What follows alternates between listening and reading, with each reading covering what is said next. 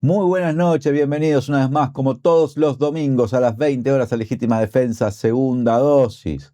Si nos estás mirando por el canal de YouTube de Caras y Caretas TV, recordá suscribirte al canal, activar la campanita de notificaciones, poner me gusta, hacer todos los comentarios que quieras en el chat y en el perfil de comentarios. También puedes hacer donaciones a través del chat.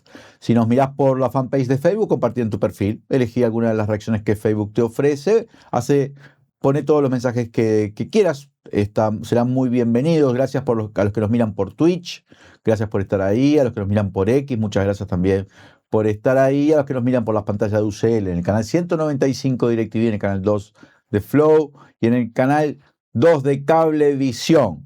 En la noche de hoy vamos a estar conversando con Damián Fernández del SUTCRA, el Sindicato de Trabajadores de los Camioneros, pero los trabajadores, no los empresarios ni la intergremial. Vamos a ver cuál es la opinión de los trabajadores en relación con lo que ha cobrado notoriedad en las últimas semanas por el tema de la polémica en torno a la implementación de una guía de carga y estas acciones que han llevado sobre todo empresarios del transporte autoconvocados en las rutas y bueno, llegando incluso a Montevideo y teniendo un espacio muy importante de protagonismo en la prensa. Pero bueno, ¿qué piensan los trabajadores? ¿Qué piensan los que no son los empresarios sino el sindicato? Eso es lo que vamos a conversar con Damián dentro de un ratito. También vamos a estar hablando con Carlos Varela, coordinador de la bancada de diputados del Frente Amplio, a propósito de lo que se viene, la rendición de cuentas, pero también algunas cosas que han pasado en la Cámara de Diputados, como por ejemplo el fracaso finalmente de la Comisión Investigadora de ACE y otros temas que importan y mucho para comprender por dónde va la política parlamentaria de nuestro país. Así que gracias a todos y todas los que están ahí. Quédense con nosotros, vamos a la introducción. Soy Leandro Grille, ya comienza Legítima Defensa, segunda dosis.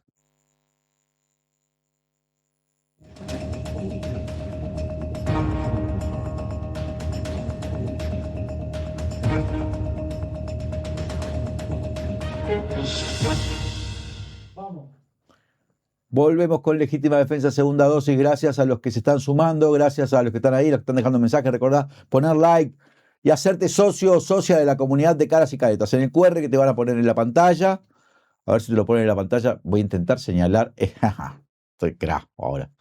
Estoy bicho ya para señalar el QR. No es tan papa esto. Parece una pavada, pero no está. En este QR vos vas con tu celular y te lleva el enlace para hacerte socio. Pero suponete que nos estás mirando en el celular y decís, ¿cómo hago eso? Bueno, ya eso es high-tech para mí. Podés hacerlo en el 091-613-403, 091-613-403, mandás un mensajito, si bueno, quiero hacerme socio, cómo es la modalidad para hacerse socio, o las modalidades, y hay de todo, de la más básica hasta la que incluye la revista Caras y Caretas en papel. Bueno, puedes elegir cualquiera y ahí ver la forma de asociarte o yendo a la página web de Caras y Caretas en la pestañita que dice socios. Bueno, tenemos el gusto de recibir en nuestro estudio a Damián Fernández de SUTCRA. ¿Cómo andás, Damián? Bueno, muchísimas gracias por la invitación, un placer estar en esta casa. Damián, te hago un pequeño prólogo. Ya hace unos años, me refiero a 2020, los compañeros del SUTCRA venían mucho al programa porque fue cuando desmantelaron el SISTRAC.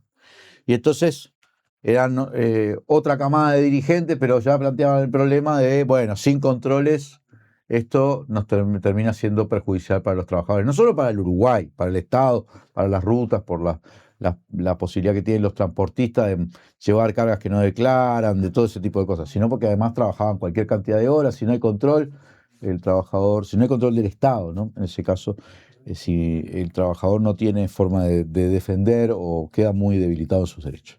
Pero ahora aparece esta situación.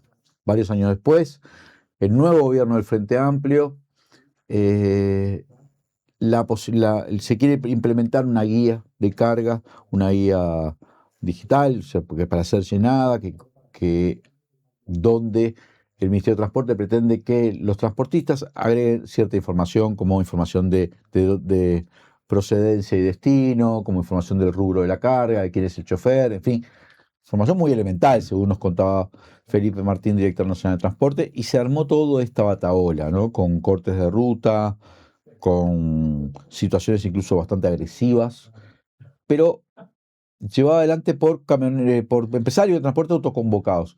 Surgió a la vez, simultáneamente, que el SUTCRA no compartía esto, que tenía una mirada distinta del asunto.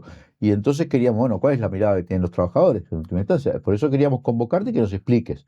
Claro. ¿Qué piensa el Sucra de esto? Bueno, en principio vamos a explicar más o menos cómo es el sistema de carga, la carga electrónica, ¿verdad? Que no es lo mismo que Citrac, ¿no? No, es distinto. Es otra cosa. Porque si tenías que entrar ahí como una balanza. Eso. Era mucho más completo y abarcaba también al trabajador y aseguraba en las ciertas condiciones como al transportista también. Esto es menos. Mucho menos, o sea, que también es importante, porque el SUT entiende todo lo que sea fiscalización y control en el sector, en este sector que no hay ningún tipo de control, que está a la deriva, es fundamental. Y este sistema de control apunta a la trazabilidad, puntualmente a la trazabilidad de la carga. O sea, si bien no le mejora las condiciones a los trabajadores, porque no tiene nada que ver, o sea, no le va a mejorar las condiciones a los trabajadores, estamos de acuerdo. Aún así estamos de acuerdo, porque es información vital para una fuente, una base de datos.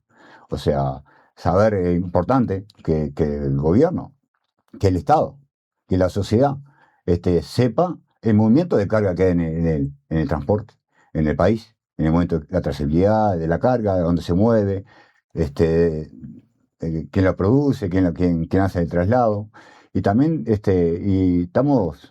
porque esto es así, esto es un documento digital, o sea, donde el cargador va a poner su dato correspondiente de la empresa, el tipo de mercadería que va a trasladar, el punto de carga y con el punto de descarga, ¿no? El transportista, que hace el contrato, porque también sirve como contrato entre transportista y cargador, sirve como una especie de contrato también. El transportista va a asumir los datos de él, en el cual los datos de la empresa, el RUT, todo eso, los datos de la empresariales, los datos del camión, qué tipo de camión y todo eso, y el chofer asignado, el chofer que va a realizar esa tarea. Por lo tanto, bueno, a su vez, el chofer va a tener en su teléfono una aplicación. O sea, una vez que el transportista se termine de asignar ese documento, va a agregar un código, es como un PIN. Se lo van al transportista asignado, ese número de código. Una vez que va a iniciar el viaje, entra en la aplicación, digita el código y da inicio al viaje. Tranquilo, hace el viaje. Cuando termina el viaje que descargó, entra en la misma aplicación, digita el código y cierra el viaje. Y es eso. O sea, no es mucha cosa, es importante, sí, para la sociedad, para el gobierno, es fácil para el de Estado. llenar eso. Muy simple, son 3 minutos. Son 3 minutos, se están poniendo obstáculos que están fuera de la realidad. Porque ¿no? te quería preguntar, vamos a hablar de todo esto. Vamos a hablar de este tema, de la situación de los trabajadores, de las situaciones de violencia que se han generado y también de lo que se necesita, porque es verdad, el Sistrack era mucho más, pero los problemas que planteaban los trabajadores eran, que supongo que deben estar todavía esos problemas, también hablaban de, bueno, de que sin ese tipo de trazabilidad, sin ese tipo de controles, las condiciones laborales se perjudican mucho. Esto vos me decís no tiene nada que ver todavía con la situación de los trabajadores, pero es una fiscalización, una trazabilidad. Estaba pensando, ¿es tan distinto a lo que hace cualquier delivery? Porque viste que los delivery te llevan y tienen también ahí que lleva la pizza, que la lleva para un lugar, que después a veces, si pedís delivery, a veces te piden un código, se lo tenés que dar y el tipo tiene que llenarlo, va con un celular y lo hace en una app. ¿Es tan complicado, es tan difícil, tan distinto eso? No es tan difícil. Hablando, para llevarlo más a tierra y salvando las diferencias, ¿no? Sí, claro. Estamos de acuerdo que estamos en el 2026, donde el vecino o la vecina que tiene un kiosco, que tiene un kiosquito en su casa, que emprende con un almacén, el feriante, hoy en día el feriante, con el POS. O sea, salvando la distancia, si estamos formalizando esos sectores, ¿por qué no formalizar este sector? Esto que es sumamente importante para el país. Y todo lo que implica socialmente, porque esto es un problema social, ¿no? Porque ya pasa a ser, esto ya es un tema social por todo lo que implica el sector, ¿no? Que daría bueno poder hacer un desarrollo de cómo trabaja el sector y a quién realmente le conviene que no haya una trazabilidad, un registro de la trazabilidad de la carga, ¿no? ¿A quién le conviene eso? Y a los cargadores. ¿Pero y por qué? A los mega empresarios globales, no solo locales, que son los intermediarios comerciales y también de logística, porque son dueño de los acopios también. Esto así son empresas, algunas son globales, las potentes mundialmente, que tienen filiales acá en Uruguay muy fuertes, con mucha presencia, en estos sectores del agro, que es lo que se está movilizando, más bien es los productores con el transporte, es lo que se venía movilizando. Son empresas, bueno, las globales, las poderosas, que no solamente que exportan el grano, el mayor parte del grano, sino que importan insumos para la producción del mismo, ¿verdad? Por ejemplo, podemos hablar de ADM, de Bunge, de Cargill, de LDC. Estas son las globales, las mundiales. Después tenemos las otras. Pero ellos están acostumbradas a que las controlen. Porque ellos están acostumbrados a que las controlen en otros países. Sí, sí. Pero después tenemos las otras niveles, estos que son más regionales y nacionales, ¿no? Sí. Como puede ser Barraca Erro, Mega Agro y Copa Gran, que son más regionales y nacionales. Bueno, estas también importan, también, más allá de exportar y trabajar con el grano, o sea, grandes exportadores de grano, y todo lo que es el agro, también importan materia prima para producir el mismo. Entonces, estas empresas no suelen ser dueñas de tierra. Por lo tanto, hacen contacto con los productores, pequeños, medianos y productores del país, en el cual le proveen de todo lo que es insumo para empezar a producir para la cosecha, todo lo que implica todo, de la semilla, todo, le proveen de todos los insumos y garantizándose la compra de la cosecha, ¿no? Total de la cosecha. Por lo tanto, ahí tenemos el primer eslabón, que es esta mega. Llegamos al segundo eslabón, que son los productores, ¿no? Que estos productores, bueno, ya tienen el comprador y bueno, ese insumo, como también el transporte, el traslado va a cargo del productor. Estoy hablando a grandes rasgos porque es muy profundo el tema y bueno, para que tengamos una visión de cómo se maneja el sector. Entonces, el productor se hace cargo del traslado, muchas veces, generalmente, el costo de los traslados. Si bien lo paga a veces los cargadores, porque a veces el productor chico no tiene esto, lo paga el productor, pero se hace cargo del traslado. Una que está la cosecha, estos grandes compran todo lo que la materia prima para exportar, lo que es grano, todo lo que sea soja, todas esas cuestiones, todo ese rubro, lo compra, ya lo tiene comprado, le descuenta los insumos y los fletes. Estos cargadores, los productores que hacen contrato con el transportista, son los que ponen el precio al transportista. El transportista en realidad es un tomador de precio.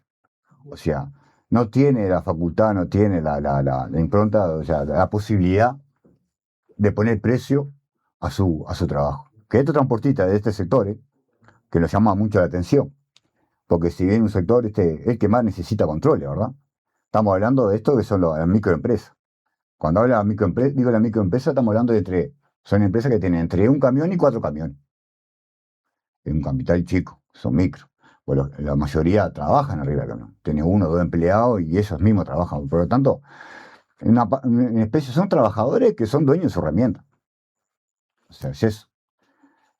Entonces, y el productor le pone el precio. Ellos no pueden poner el precio porque ya son tomadores de precio. Y ahí se genera toda esa competencia desleal en el sector.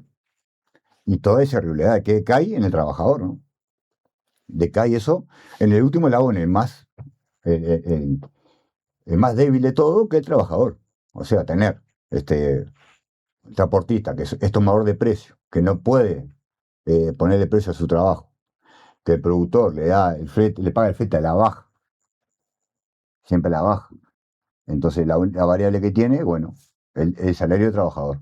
Y ahí se generan los llamados pagos alternativos.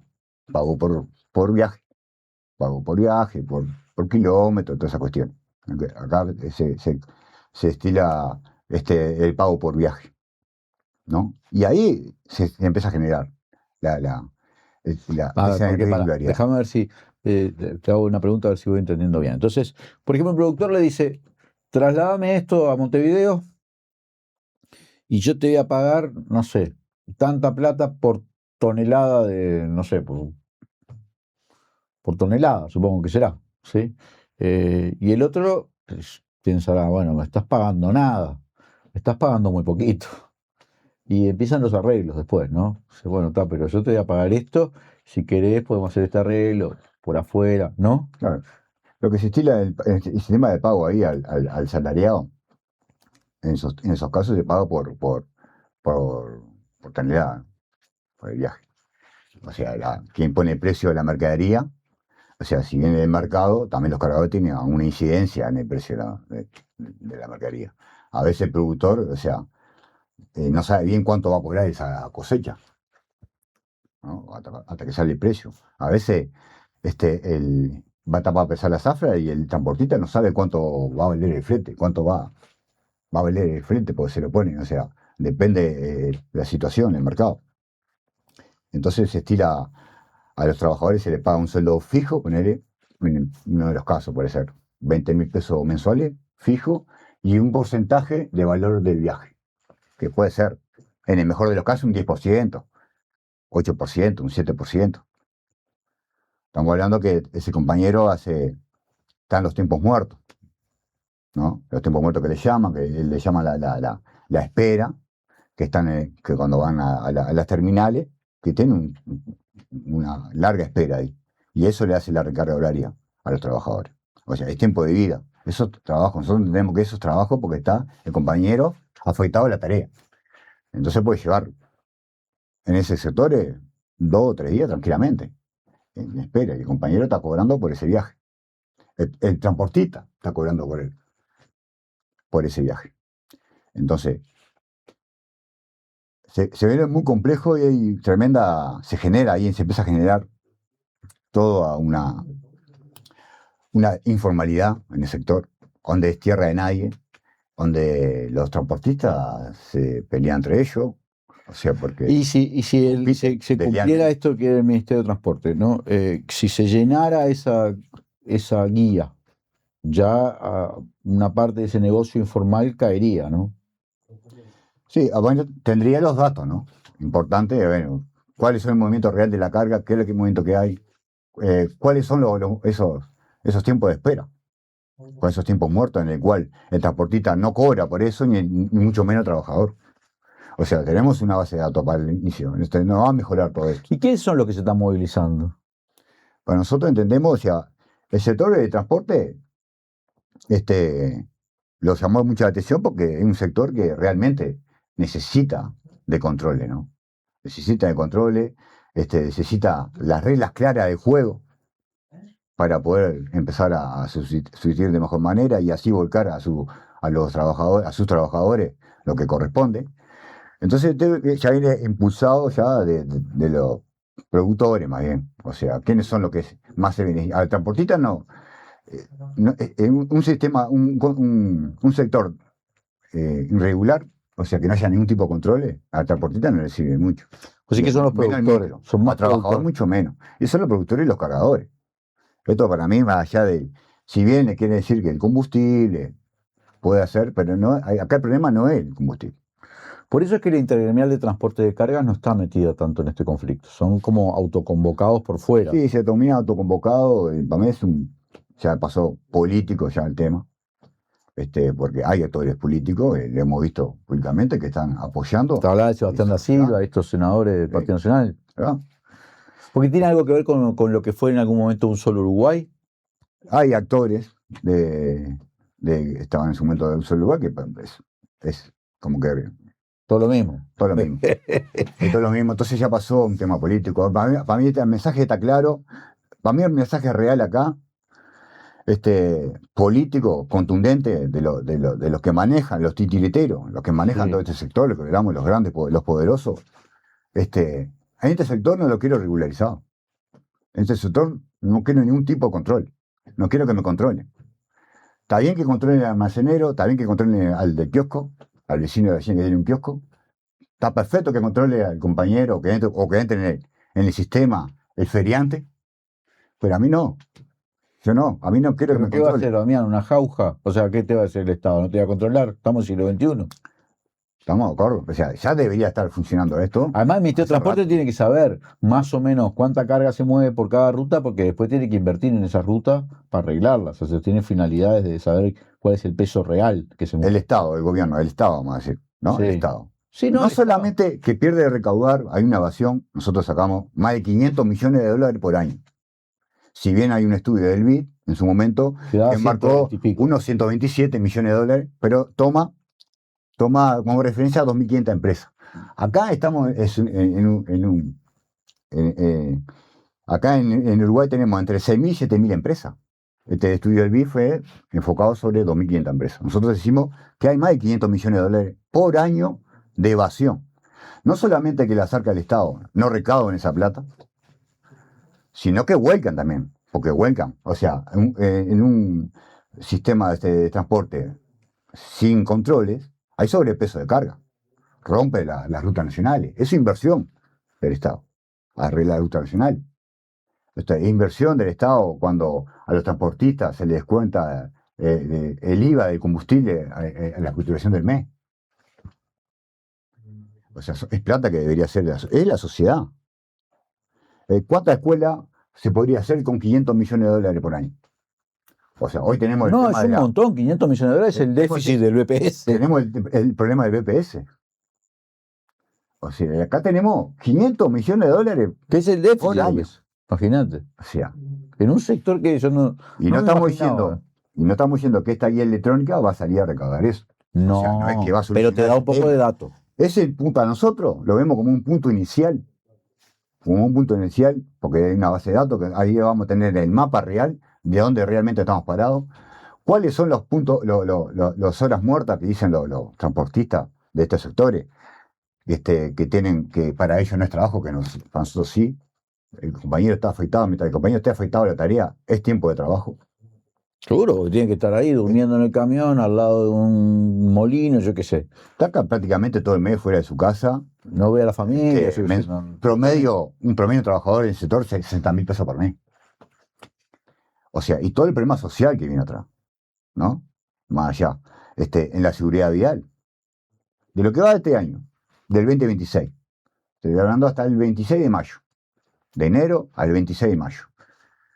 Llevamos 28 personas fallecidas en consecuencia de accidentes con camiones, de los cuales 10 son choferes, 18 ciudadanos y ciudadanas en forma colateral. Llevamos 74 accidentes que nosotros podemos registrar, o sea, que estamos visualizando, o sea, no tenemos el 100%. Es lo que nosotros lo estamos llevando, tratando de llevar día a día, esa información la llevamos por medio de la prensa o por los medios de WhatsApp, grupos de WhatsApp de compañeros del sector de transporte que van notificando de un accidente, de un vuelco. Entonces, estamos hablando de vida, ya no estamos hablando de plata, estamos hablando de vida. Cuando salimos a decir que la sociedad está cansada, el pueblo está cansado, sí. ¿Por qué Para ustedes denuncian con el PIT-CNT? Hacemos un pequeño corte y seguimos hablando con Damián. Perdón, Damián. Hacemos un cortecito y seguimos hablando. EIR Aberturas, más de 20 años de experiencia y calidad. Conocé nuestras líneas de productos. Línea Proba, diseño, economía y durabilidad. Línea Suma, sistema de aberturas corredizas para grandes dimensiones. Y línea Gala, abertura de 2 hojas corredizas. Todo en calidad de aluminio del Uruguay. EIR Aberturas, marcamos la diferencia. Te esperamos en la esquina de San Martín y Garibaldi o por el 094-235508. En estos 35 años nos pasó de todo. Parece que fue ayer. Venía a ayudarme. Despedimos el pasado y bienvenimos el futuro. Café. ¿Me das uno? ¿Cuánto te debo? 350 pesos. Está Caribe. Pero hay algo que no cambió. 35 años y todavía no se aviva. Algún día te vas a avivar. Macromercado. Lo mejor está por pasar. Detrás de cada conquista docente está el colectivo organizado. Con vos es más fácil. Afiliate a tu sindicato. FENAPES se mueve.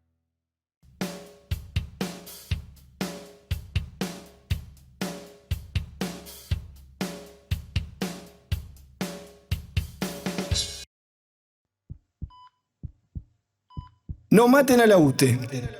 ¿Quién pone el precio a la energía en Uruguay? Mientras UPM cobra $76 el megawatt hora, multinacionales como GEF Global pretenden pagarnos solo 40.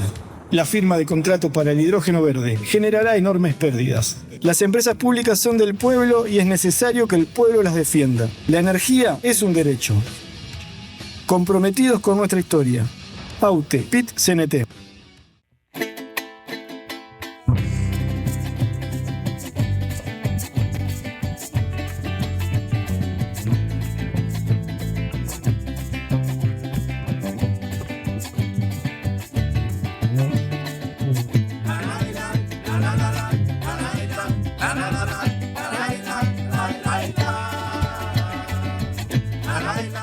Volvemos con Legítima Defensa, segunda dosis. Gracias a todos y todas los que están ahí. Seguimos conversando con Damián Fernández del SUTCRA.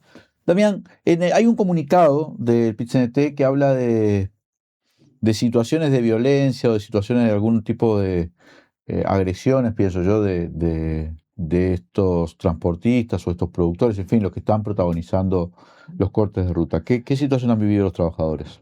Bueno, habido agresiones, o sea, obviamente que el compañero asalariado no está afín con esto, esta movilización, porque obviamente que, como veníamos hablando, estamos a favor de los controles. Bueno, entonces paran en la ruta y lo incitan a parar. Cuando algunos compañeros querían seguir trabajando porque estaban de acuerdo, tienen su derecho a trabajar también. Bueno, se generaron lamentablemente, muy tristemente, estas agresiones a compañeras como compañeros, ¿no? Y vinimos, obviamente, sacamos un comunicado denunciando, también el PIT-CNT, la preocupación que podrán. Porque vos viste que cuando los trabajadores, los sindicatos, hacen paro, te salen todos a hablar del derecho al trabajo de los empresarios. Pero imaginémonos una movilización de trabajadores en este contexto de agresión, que se identifique agresiones, que se corten las rutas, que se prohíben los ingresos a los puertos. O sea... Viene la policía y te saca patada. Lo han sacado. Ha pasado, sí. Ha pasado. Entonces imagínese el impacto a nivel social, porque también, ¿no?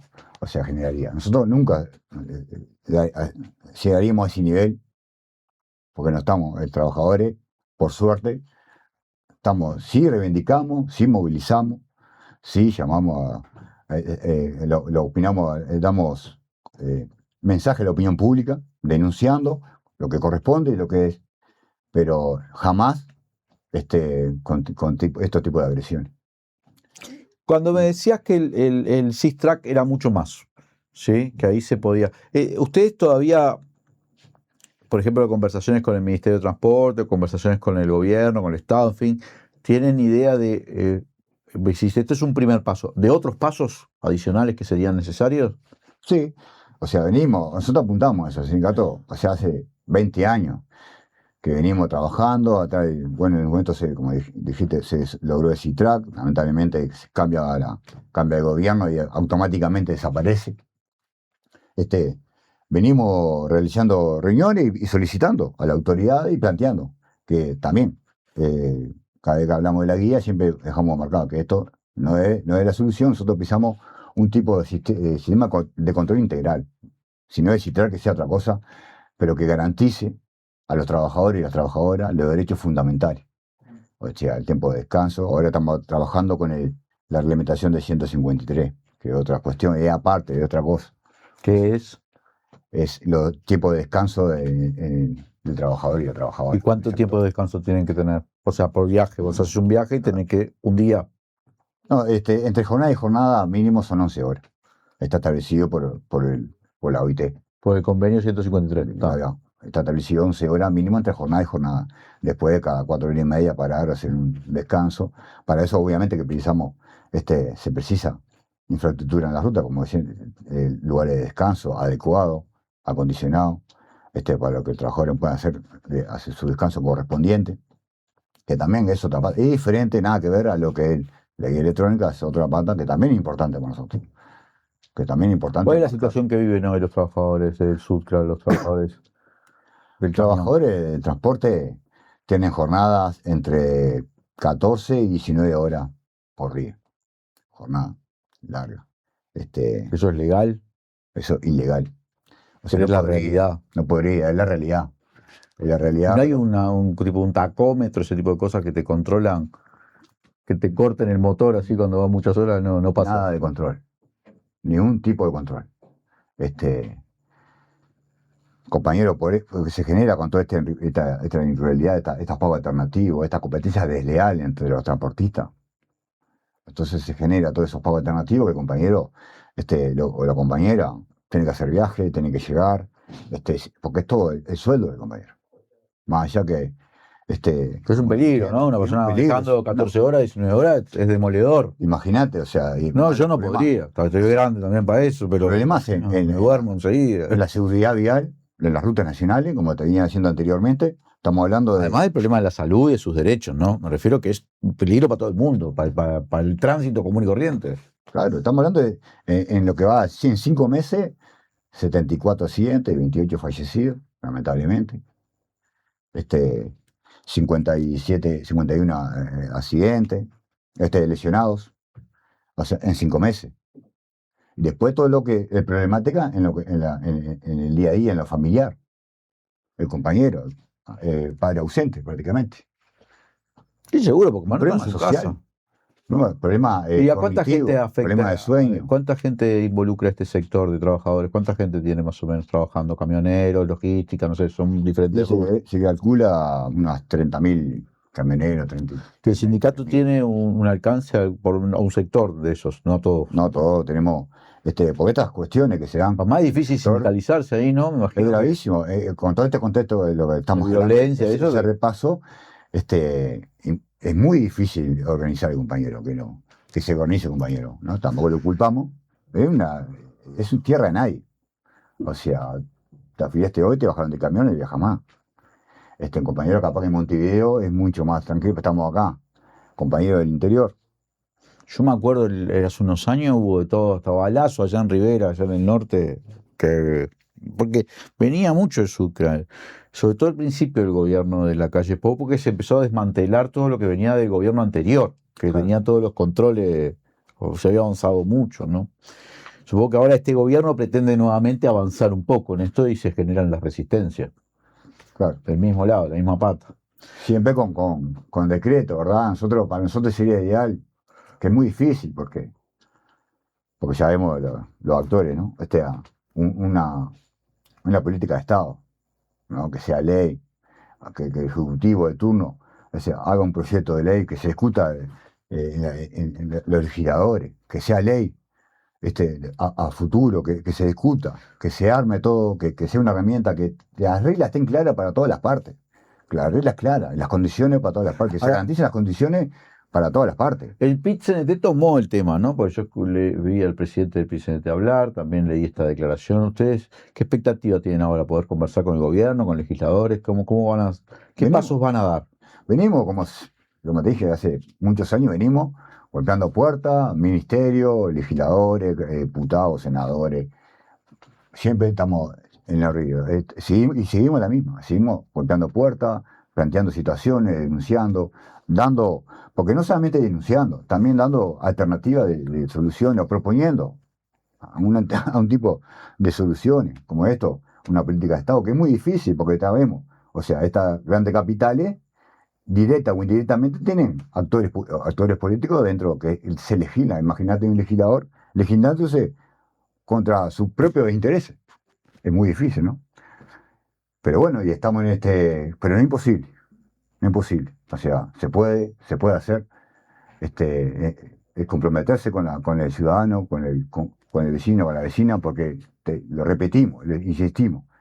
Esto no es un problema solamente del sector del transporte de carga, o sea, del trabajador de transporte.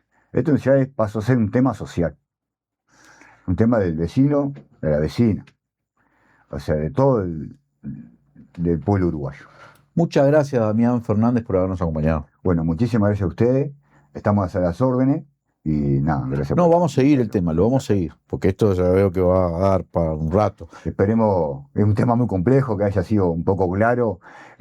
No, es muy importante el testimonio de los trabajadores. Ha sido claro, la idea era- pero vamos a seguir conversando para dar seguimiento al tema este. Yo además aprovecho para mandarle un abrazo a todos los compañeros de Sutcla, porque siempre me acuerdo que el primer programa de Legítima Defensa, que fue hace como 6, 7 temporadas, en el primero estuvieron los trabajadores de Sutcla, imagínate. Ya, porque fíjate, como si tenemos una tradición. Seguimos con el mismo. Sí, porque pero bueno, es una pelea que hay que dar. Hay que dar hasta lograr las mejoras necesarias. No hay que abandonarla nunca. Tampoco nosotros tenemos que abandonar la palabra de los compañeros de transporte. Gracias por acompañarnos, Damián. Muchísimas gracias. Y gracias a todos y todas los que nos están acompañando. Vamos a hacer un corte y enseguida volvemos con más Legítima Defensa, segunda dosis. Ay, si no te gusta cuánto daño causa la guerra, si no soportas cuánto han perfumado esa mierda, vamos a juntarnos para darle conto. Dirá que por tantos amores merece luchar. Ay, si no te gusta cuánto daño. Se viene el Mundial y Blotting se pone la camiseta y le saca tarjeta roja a la humedad. Expulsá la humedad de tu casa ya mismo y viví el Mundial en un ambiente renovado. Aprovechá esta promo Mundial. 2x1 en 12 cuotas sin interés con todas las tarjetas. Comprás el material y Blotting lo instala gratis. Blotting. Renovás tu casa, renovás tu vida.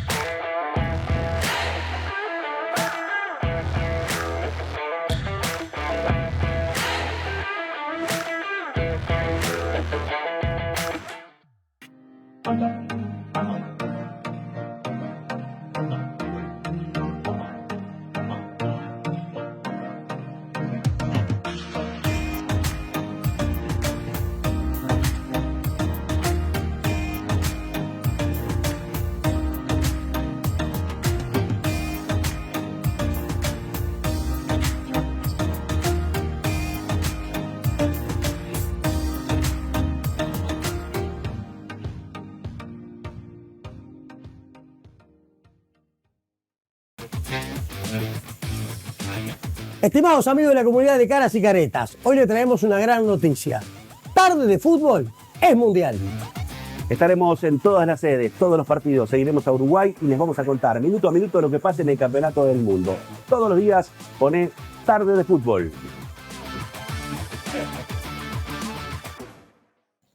Volvemos con Legítima Defensa, segunda dosis. Gracias a todos y todas los que nos están acompañando.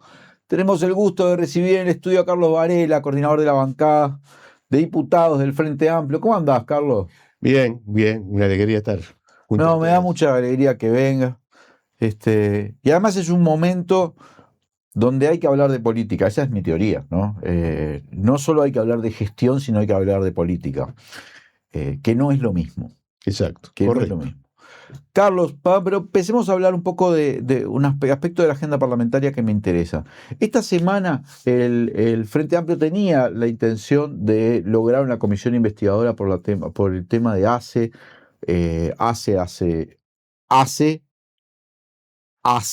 pero en las últimas semanas había llegado al acuerdo en el directorio de hacer una serie de denuncias que las hizo, o sea, trasladar a la justicia algunos antecedentes de la gestión pasada. Nos estuvo explicando el presidente de ACE, Álvaro Danza, por acá, bueno, todo lo que ellos habían encontrado, que les parecía que tenía irregularidades fuertes, cosas que debían ser analizadas judicialmente, y lo mandaron a la justicia. Pero en el Parlamento también la bancada del Frente Amplio tenía intención de armar una comisión investigadora. El Partido Nacional, todo como prólogo, ¿no? Respondió promoviendo una investigadora sobre más periodos. Creo que es como una estrategia, siempre que se plantea algo así, te plantean algo más. Pero bueno, en un momento era 2 investigadoras. Y ninguna con los votos suficientes y no sin posibilidad además de compatibilizar en una sola. Y al final naufragó la del Partido Nacional, pero también el Frente Amplio retiró su propuesta, o sea que no va a tener una investigación parlamentaria. Ese es el tipo de trámite que están teniendo las cosas en el Parlamento. Vos como coordinador, es bastante frustrante, me imagino. Sí, primero, no sé si no va a haber una comisión investigadora. Tal vez en el futuro lo haya. Hoy no. Hoy no. Pero es cierto que fue... ¿En qué sentido fue una frustración? Que todos no. Algunos apostamos a encontrar un término medio que nos permitiera llegar a una comisión investigadora que contemplara una parte de lo que planteaba la oposición y una parte de lo que planteaba el gobierno. Tomando en cuenta que ya había un capítulo importante que era la denuncia penal que había hecho en su momento ACE en la justicia, que era lo que correspondía. Pero voy un poquito para atrás. Nosotros planteamos la comisión preinvestigadora, la presentó el compañero Preve, en la prensa, en los medios de comunicación, anunciamos que íbamos a hacer la comisión investigadora. En ese momento era lo único que estaba arriba de la mesa. Para nuestra sorpresa, pocos días antes, diría horas antes que presentáramos la comisión, el pedido de preinvestigadora, aclaro, se presenta la de la coalición de gobierno. Yo casi digo la del Partido Nacional, porque el Partido Colorado estuvo muy alejado de esto.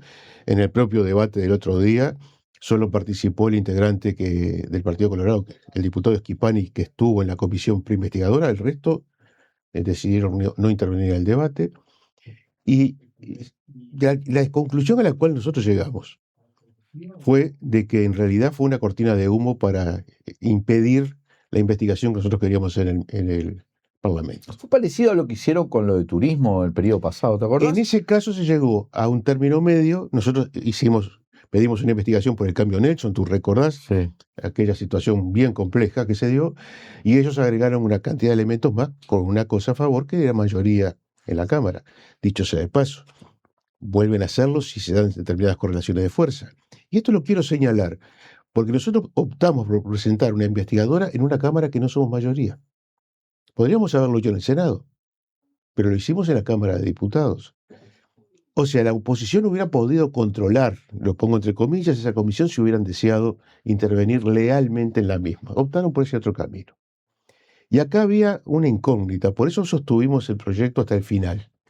Si bien aparecía la posibilidad de que no existiera el número para ninguna de las dos, en la medida que se había pronunciado... Ahora es lo que pasó. Por ahora es lo que pasó. ¿Qué fue lo que pasó? ¿Pero por qué? Porque Cabildo había anunciado que no votaba ninguna de las dos investigadoras. Pero había una variable. Era Salle.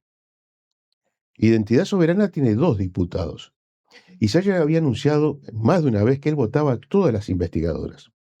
Por lo tanto, ante esa circunstancia, ¿qué hubiera ocurrido si hubiera cumplido con su palabra? La oposición, aún con los 2 votos de Salle, no llegaba a los 50 votos, pero la nuestra sí. Y Salle no votó. Y Salle terminó votando la investigadora que planteaba la derecha y no votó con el Frente Amplio, con lo cual ha sido coherente. Hasta ahora no ha votado prácticamente nada con nosotros, salvo algún artículo del presupuesto, y él no estaba en sala. Estaba la diputada Nicole Salle cuando eso ocurrió. Pero por eso sostuvimos hasta el final, porque algunos colegas periodistas decían, bueno, ¿por qué no bajaron antes la moción? No, porque hasta último instante intentamos convencer a Salle para tener los 50 votos que no tuvimos. Vos me decís que Salle es muy antisistema cuando sale a la prensa, pero después vota con ellos. Yo te diría, pasa lo mismo, ¿no? Yo te diría que, y esto lo digo... No nos pasó lo mismo con ¿cómo se llama? El de la Selga, el que me hizo el juicio la otra vez. Vega. No, Vega tenía otra actitud completamente. Salle, y esto lo digo en tono positivo hacia él, sí, rápidamente aprendió cómo trabajar en la Cámara de Diputados. Es un hombre inteligente, yo no voy a negarle. Sí. Podré estar en las antípodas de muchas de las cosas que plantea. Y a veces no lo estoy. Porque a veces plantea cosas con las cuales podemos estar de acuerdo. Claro, es fácil plantearlo desde la posibilidad de que uno nunca va a llegar al gobierno, nunca va a tener que ejercer esas ideas, y otra cosa es la racionalidad de cuando uno tiene que gobernar con determinadas circunstancias. Pero hay todo un discurso de denuncia de extremos de lo que llega al capitalismo que yo comparto. Ideológicamente lo comparto desde muchísimo antes de Salle. Pero la actitud política en la Cámara es votar siempre con el Partido Nacional y con el Partido Colorado. O abstenerse. Cuando decís que en el futuro de repente sí se alcancen los votos, es porque estás pensando que que tal vez, no sé, Cabildo dé otra oportunidad a este proyecto? Hay dos posibilidades por lo menos. Sabemos que van a continuar las investigaciones a nivel del Ministerio de Salud Pública, por lo tanto pueden surgir novedades en el futuro que terminen de generar otro tipo de convencimiento en la Cámara de Diputados. Eso es lo primero. Segundo, lo que ya está en la justicia va a ir generando novedades. Y eso también puede ser un insumo para convencer a aquellos que no estuvieron convencidos de votar una investigadora en estas circunstancias. Pero hay una tercera. En la Cámara de Senadores tenemos la mayoría necesaria para sacar a la investigadora. Y si fuera necesario, entonces iríamos a la Cámara de Senadores. Por lo tanto, y lo dejamos claro en la discusión del otro día en la Cámara, discusión que por momentos no fue agradable, no por el Frente Amplio, dejamos claro que acá se cerraba este capítulo, pero no el capítulo de seguir investigando las responsabilidades políticas, porque obviamente las penales... Están en la justicia. Es en la justicia. Carlos, hablemos de lo que se viene en la Cámara de Diputados o en el Parlamento. Supongo que entrará por diputados, pero podría entrar por Senado. El gobierno, el Poder Ejecutivo, tiene hasta el 30 de junio, o sea, pocos días más, para presentar su proyecto de rendición de cuentas. Supongo que coincidirás conmigo que cuando se votó el presupuesto el año pasado, todos quedamos con la idea de, bueno, el presupuesto es austero, dado todo ese que se explicó un poco hasta el cansancio del año pasado, de la situación que se había recibido, de lo que no estaba computado, de las deudas que habían dejado, que eran como $1.000 millones, y que había que, resolver todo ese tipo de cosas. No había mucho espacio para hacer grandes inversiones presupuestales, pero que en las sucesivas rendiciones de cuentas se iba a poder mejorar un poco la dotación presupuestal, o sea, si iba con un panorama más saneado, se iban a poder hacer otros esfuerzos. Pero no es lo que hoy parece ser, porque el otro día, cuando fue el Consejo de Ministros, inmediatamente después habló el ministro de Economía, habló también el presidente presidente de la OPP, Rodrigo Arim, y el ministro dijo, bueno, lo que va a haber es reasignaciones, no nuevos recursos. Rodrigo Arim dijo, sí, en realidad no va a ser gasto cero porque ya está previsto desde el presupuesto montos incrementales año antes. Pero bueno, eso es distinto igual que lo que creo que la expectativa era. Por eso te pregunto, ¿cómo lo ven? Bueno, primera cosa, esto está todavía en el ámbito del Poder Ejecutivo, no ha llegado ningún mensaje. No está cerrado para vos. No, nunca está cerrado y voy a explicar por qué. Primero, tú ya conocés también cómo funciona la discusión presupuestal, más en una circunstancia muy particular. No somos mayoría en la Cámara de Diputados. Es la primera vez desde la salida de la dictadura que un gobierno no tiene mayorías o propias o a través de alianzas. Eso no es menor a la hora de discutir, por ejemplo, el presupuesto o una rendición de cuentas, o cualquier ley, pero me voy a inclinar solamente a discutir. Pero porque la ley presupuestal hay una iniciativa, una prerrogativa del Poder Ejecutivo para mandar ley presupuestal. Correcto. No, yo lo que digo es lo que pasa luego en el debate parlamentario. Bueno, pero si el otro no lo vota, tiene que cargar con el costo político, perdón. Exacto. Pero ahí, permitime un punto y aparte, hay que reconocer que en la discusión presupuestal del año pasado, sí, ahí hubo quienes, no todos, tuvieron una actitud, obviamente a partir de una negociación, pero una actitud que yo digo institucional de asegurarle al gobierno que tuviera su presupuesto. Sí. Hubo quienes manifestaron concretamente el gobierno tiene que tener su presupuesto. También hubo los otros, ¿no? Los que dijeron no le podemos dar al gobierno tuvo 80 votos, ¿no? En 90 y pico. Exacto. O sea, fue muy ampliamente. Fue amplio, pero eso significó negociar. Sí. Eso significó modificar algunos artículos y dejar otros pasados a comisión para que se siguieran trabajando. ¿Qué espero de esta rendición de cuentas? Bueno, primero, esperemos que llegue el mensaje. El gobierno ha establecido algunas prioridades que se mantienen, en el caso de la pobreza infantil. Yo tengo la expectativa de que va a haber alguna partida extra, aparte de la reasignación, en ese sentido. He escuchado al presidente y me da señales de que va a haber alguna novedad en ese camino, pero también es cierto que una vez que llegue, lo mismo que hicimos con la rendición de cuentas del año pasado, que era la del gobierno de la calle, con el presupuesto nacional hay que sentarse a conversar. Vos me estás con los demás diciendo partidos. una novedad. Es una interpretación que tenés vos de lo que las palabras del presidente hoy. Es una interpretación. Porque las palabras de O'Donnell van como... Yo las he escuchado todas. Hay que tomar en cuenta lo siguiente. El presidente es el presidente. Sí, sí, exactamente. No estoy discutiendo eso. Exactamente. No, pero aparte una cosa que es cierto. Las expectativas que nosotros teníamos el año pasado cuando se votó el presupuesto para este año no se han cumplido porque se nos vino el mundo abajo. Eso también es cierto.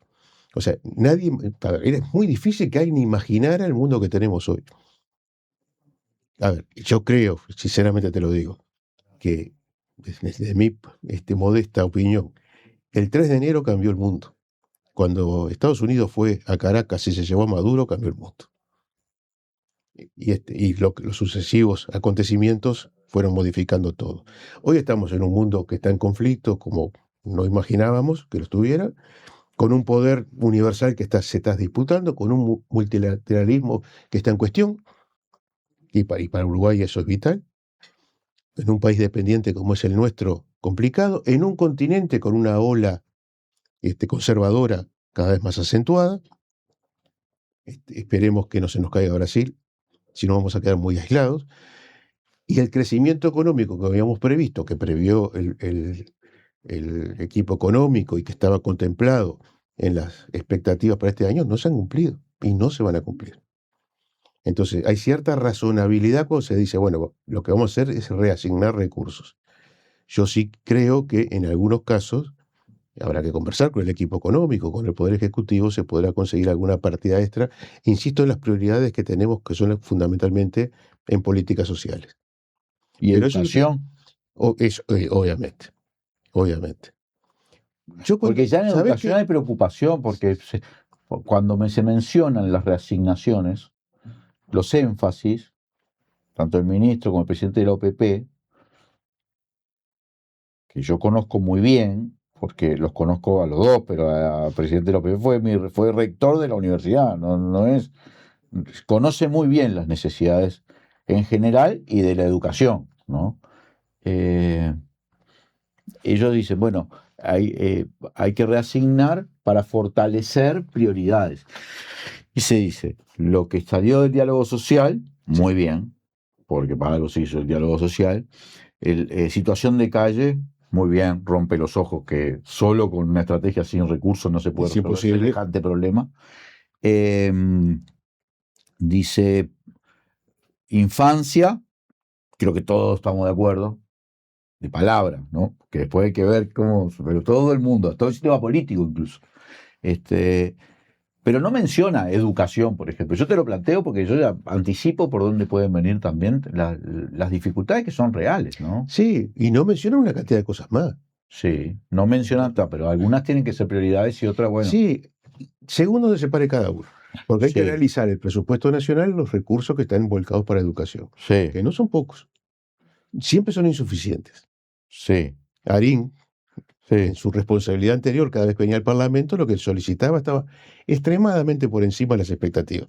Y es natural, porque el presupuesto también es una etapa de negociación entre la sociedad y el Poder Ejecutivo, cual sea. Sí. Y como cualquier negociación, se parte de determinados puntos y luego se trata de llegar a un acercamiento. Pero yo te digo también... El programa, Carlos. Pero, no, pero pará. El programa no lo hizo... El programa se construyó, lo construyó el Frente Amplio. Sí, señor. Y lo aprobó el Frente Amplio en un congreso. Sí. Y en el programa es donde se habla de ir hacia un 6%. De ir hacia un 6%. Pero se está bajando. Mirá que si vos haces los numeritos... Bueno, hay que verlo. Está bien, hay que verlo. De ir hacia. Concedo eso. Lo primero que está bien es esa expresión, es ir hacia. Que no es ir en contra. Que no es ir en contra, exactamente. Totalmente de acuerdo contigo. ¿Cuál ha sido la lógica desde el 2005 que estoy en el Parlamento hasta ahora?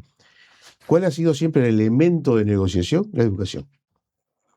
En el gobierno del Frente Amplio, aún en momentos que teníamos mejores condiciones económicas, obviamente, el primer gobierno fue notoriamente así, siempre el motivo de discusión y que se lograba encontrar un camino, no para satisfacer el 100% de las aspiraciones, porque era casi imposible lograrlo, pero sí ir avanzando, siempre fue la educación. Entonces, yo no tengo dudas que cuando nos sentemos a analizar la rendición de cuentas, ese tema va a estar arriba de la mesa. De ahí a asegurar de que va a haber una solución, yo no sería tan atrevido de hacerlo, porque es parte de la negociación. No, bueno, si hubiese Pero no una tengan- partida incremental por encima de lo que hay ahora, a mí lo que me asusta es que lleguemos a la rendición de cuenta con un mensaje que sea de gasto cero en relación, o sea, si ya lo que está votado, pero sin aumento. No, artículo único ya me parece que despejó No, que eso no va a ser. no va a haber. Eso, olvídate, no va a haber, eso Porque seguro. para hacer reasignación hay que hacer artículos. Exactamente. Pero aparte, yo insisto, esperemos. Bueno, esperaremos. Esperaremos todo, pues yo soy parte de esta sociedad. No, también. bueno, está bien, pero vos sabes más que nosotros. No. En este momento sé lo mismo que sabes tú. En este momento. Pero ustedes no conversan con el Poder Ejecutivo. Mira, el otro día hubo una reunión, por ejemplo, del presidente con la bancada de senadores. Yo sé que ¿fuiste? Fue en principio por todo este problema de la camioneta, pero supongo que también hablaron de la situación política. Sí, obviamente. O sea, es otro tipo de conversación. Yo lo quiero mucho y lo conozco hace muchos años al presidente, cuando no era presidente, pero ahora el acceso lo tienen ustedes, ¿no? A ver, hubo una conversación que él citó y explico por qué yo estaba de ahí. Sí. Yo soy suplente de Lilian Quechichán, lo soy senador, siempre. Lilian no podía estar en ese momento, estaba fuera del país y fui en su lugar. Por eso tuve el privilegio de estar en esa reunión. Y fue una excelente conversación, muy franca. Muy franca. Muy de unidad, eso fue muy importante. Muy de respaldo al presidente en un momento de particular sensibilidad. Y se habló de estos temas. Se hablaron de estos temas. Se plantearon todas las dudas, las propuestas, porque yo siempre digo, no alcanza con plantear dudas y críticas, hay que plantear alguna alternativa. Yo no voy a romper los códigos de contar lo que ahí se habló, pero las señales fueron en ese sentido, de trabajar con esta rendición de cuentas, insisto, en un marco de restrictivo como no esperábamos. Sinceramente no esperábamos tener en este año. No éramos excesivamente optimistas, pero la situación no va en la dirección que habíamos imaginado ahora. Las perspectivas que no fue en esa reunión, de las cuales habla el equipo económico para el futuro inmediato, no son tan negativas. Pero nosotros tenemos que analizar la realidad el 30 de junio cuando nos llegue el mensaje. Y el gobierno está haciendo las previsiones para este año y parte del año que viene con el panorama que hoy tenemos, no con el que podemos tener. La variable, por ejemplo, del precio del petróleo, que un día te levantas está en 90, otro día está a 100 y pico, y nosotros arrancamos haciendo el presupuesto con un petróleo de 60 y algo, no puede ser ignorado. Mario Lubetzky estuvo en la Comisión de Asuntos Internacionales, yo lo presido. En una reunión que después lo único que salió para afuera era de que Orsi iba a ir a Estados Unidos a visitar a Trump.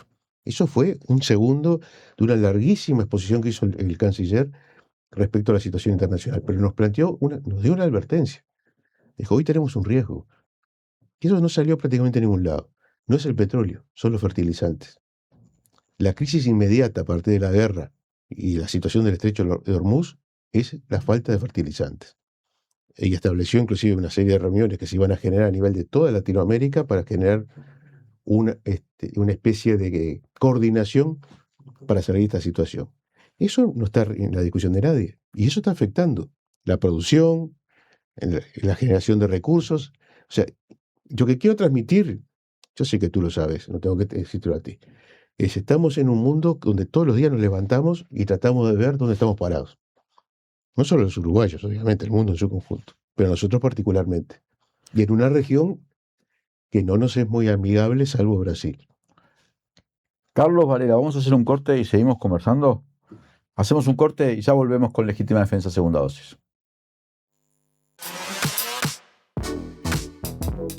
EIR Aberturas, más de 20 años de experiencia y calidad. Conocé nuestras líneas de productos. Línea Proba, diseño, economía y durabilidad.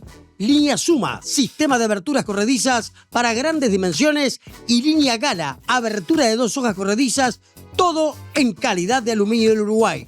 EIR Aberturas, marcamos la diferencia. Te esperamos en la esquina de San Martín y Garibaldi o por el 094-235508. Detrás de cada conquista docente está el colectivo organizado. Con vos es más fácil. Afíliate a tu sindicato. FENAPES se mueve.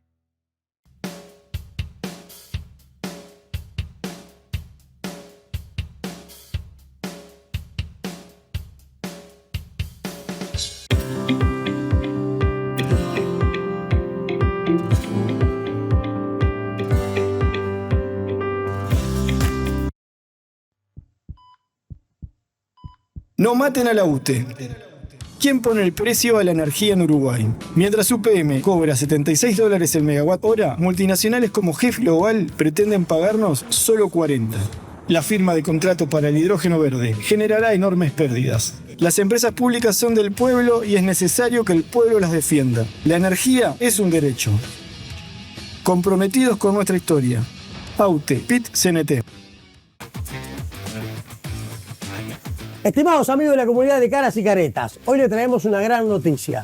Tarde de fútbol es mundial.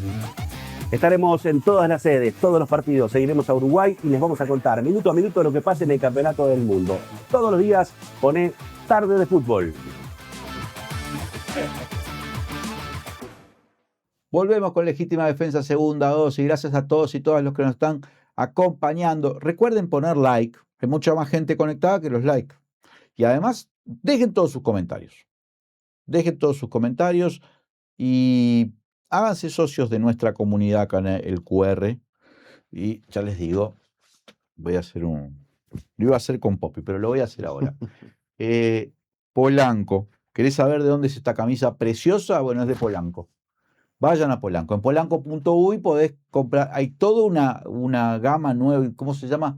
De temporada de invierno. Para realmente la ropa de Polanco es buenísima. Yo la uso en todos los programas porque ellos han tenido la gentileza de decirme, Leandro, ponete esto y la verdad que es la solución de mi vida ha sido Polanco. Así que quiero que sigan. Tienen que ir y comprar en Polanco, tanto en los locales que tienen Montevideo, en Durano, en Paysandú, en Florida, como por polanco.uy. Seguimos conversando acá con el diputado Carlos Varela, diputado y senador, porque también es senador suplente de Lilian Quechichian, coordinador de bancada, eso sí, de diputados. Carlos, quiero hablar un poco de política, como te decía hoy, que no es solo el trámite parlamentario, porque todos sabemos, y en la izquierda todo el mundo tiene muy claro, que en los últimos meses, por lo menos se hizo evidente en los últimos meses con los sondeos de opinión pública, una serie de 4 encuestas muestran números de aprobación bajos para el estándar, para lo que estaba acostumbrado el Frente Amplio en sus 15 años de gobierno, incluso en el tercero de los gobiernos, que fue quizá el que tuvo menos aprobación, pero en un contexto internacional realmente novedoso, con que le daban un golpe de Estado a Dilma Rousseff, ganaba Macri en Argentina y producía una super devaluación y una situación de la economía muy peculiar. O sea, fue un momento de cimbronazo. Pero números, yo diría malos, en términos de poca aprobación y mucha desaprobación. Pero que tampoco vienen precedidos por lo contrario, vienen precedidos por un año donde hubo no tanta desaprobación, poca aprobación, pero mucha gente que no se pronunciaba, que decía, le estamos dando un tiempo. O sea, pero bueno, eso en un momento iba a suceder. Esa gente se iba a volcar por un lado para el otro. Y los números son de todas las encuestadoras. Factum, Opción, Equipo. No es que la usina, no es que podemos decir como en otros casos hay algunas encuestadoras que tiran más para acá y otras más para allá. No, eso ya no puede ser. Y es además la percepción que tenemos, o que tiene la gente, yo la tengo también, cuando habla con Frente Amplista, cuando va en los comités de base, te lo dicen los propios dirigentes, vamos a ver, en los comités de base se nota este mal humor. Creo que el propio presidente se los dijo el otro día en la reunión. Sí, señor. Bueno, hay episodios como lo de la camioneta y eso que, bueno, contribuyen a eso. Pero hay toda una sensación de insatisfacción con la gestión política o con la orientación, o en fin, con muchas variantes que van desde la comunicación hasta... Y bueno, esto es un problema que está instalado y yo quiero saber cómo los dirigentes del Frente Amplio en todos los niveles, en tu caso sos el coordinador de bancada en la Cámara de Diputados, pero también sos dirigente de Asamblea Uruguay, sos dirigente de hace muchos años del Frente Amplio, cómo se está encarando esta situación y cómo se va a encarar de ahora en adelante, porque quedan 45 meses de gobierno, van solo 15, como para decir, bueno, tiro la toalla. No, falta mucho. Nadie está tirando la toalla. Yo te iba a decir, si yo tuviera que... Digo, como para resignarse, ¿no? Porque yo a veces escucho gente diciendo, bueno, esto ya... Sí, eso es lo más grave. Me voy a referir a eso, a la resignación y a las profecías autocumplidas. Pero yo te voy a decir, si yo tuviera que sintetizar mi análisis, yo te diría con una palabra: desconcierto. Y te voy a explicar. ¿Desconcierto tuyo o de la No, mío, gente? mío. Para intentar entender qué está pasando. Ujú, Obviamente que leo las encuestas, ujú. hasta por deformación profesional. Y hay un episodio, o mejor dicho, un análisis que no se está haciendo, me parece, a fondo, que es para mí lo más grave. El gobierno tiene muy baja aprobación. Yo no encuentro datos objetivos, y no me refiero a cuestiones puntuales, la camioneta, el portaaviones.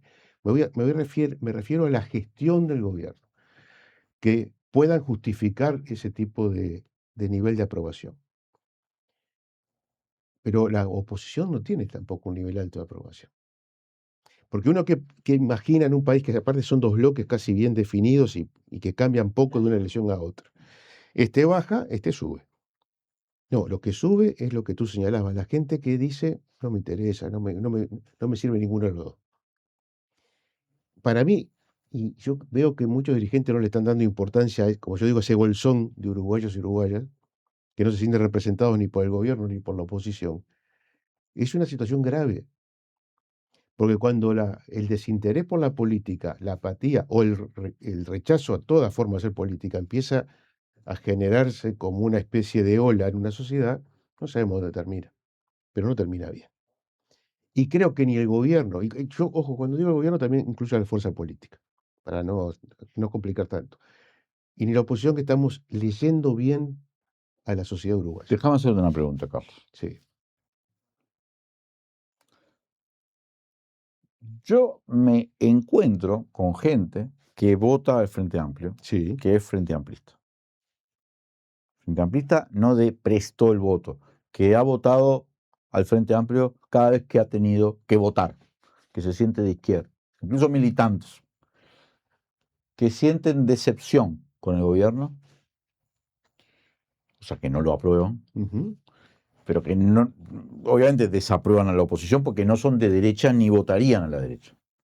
Para mí es bastante lógico que la derecha mantenga baja aprobación en ese público. Lo que no es lógico es que tenga desaprobación en el gobierno, pero lo tiene. Entonces, ¿no es ahí un problema de descreimiento de la política? Sí, sí. ¿Por qué? Bueno, ahí es lo que yo no encuentro la explicación. Y te voy a agregar otro elemento.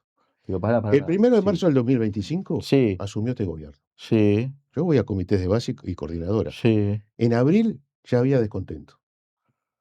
En abril del 2025. Sí. Y hay encuestas que lo registran. Sí. No con un nivel tan bajo, pero el gobierno nunca tuvo un nivel alto de aprobación desde que comenzó hasta ahora, como tuvieron todos los gobiernos en los primeros periodos. Sí. ¿Cuál es la explicación? Para mí. Y ojo, podría agregar que antes de asumir ya había también un nivel de descontento, cuando todavía no se había ejercido una sola acción de gobierno. Se habían anunciado cosas. Entonces, hay una. Otra vez hablando con unos compañeros en el secretariado ejecutivo del Frente Amplio, hay como una situación de ira, de enojo general, fundamentalmente entre los Frente Amplistas. Seguramente hay explicaciones y hay responsabilidades que todos tenemos para que eso suceda. Ahora, cuando tú ves la sucesión de hechos que fue generando el gobierno y de medidas que fue tomando, no se justifica. El problema, y yo no me refiero solo a la comunicación como algunos dicen, no, estamos comunicando mal. Puede ser. Yo creo que hay multicausal, que hay otros elementos que hay que analizar a fondo para llegar a entender qué está pasando en la sociedad uruguaya. Porque, insisto, a mí lo que más me preocupa es que creo que el sistema político, y no solo el sistema político, no está leyendo bien la nueva sociedad que tenemos. Hay cambios sociales notorios, hay comportamientos sociales absolutamente nuevos, sobre todo en la gente joven. Yo tengo hijos de 20 y pico de años que están estudiando en la universidad, rodeados de gurises de la misma edad. Sensibilidad social, poca. Cuando te dicen, no te digo, ya no me refiero a ellos, cuando te dice la gente, mucho frente amplistas, hay que sacar a la gente de la calle, no te lo dicen a partir de una sensibilidad social de que, che, pobre gente, sacame a ese de la calle, sacame al que está en la puerta de mi casa. Tiralo no sé dónde, pero sacámelo. No sé si entendés la variable. Sí, pero antes decíamos, estás planteando una hipótesis que puede ser, o que puede explicar para mí algún comportamiento. Por ejemplo, la derechización, llamémoslo así, de la sociedad, eso o no de hay los ninguna, valores. O de eso no la- hay ninguna duda que existe. Eso puede existir. Eso yo no No, estoy yo no diciendo tengo que no. ninguna duda que existe. Pero me da a mí la impresión de que el descontento, por lo menos el descontento de la gente, de los votantes del Frente Amplio con el gobierno, no es un descontento por derecha, No, sino no, por no, izquierda. no estoy diciendo eso. Es como al revés. Justamente no estoy diciendo. A ver, si fuera tan simple. Yo te pongo Yo- un ejemplo. yo Las te dije- primeras semanas de gobierno, vos decís, en abril ya había descontento. Sí. Yo las que me corresponden porque me corresponden, porque viste, cuando uno tiene una actuación pública, pues soy legislador, yo hago periodismo, entonces estamos obligados a hablar y hablamos.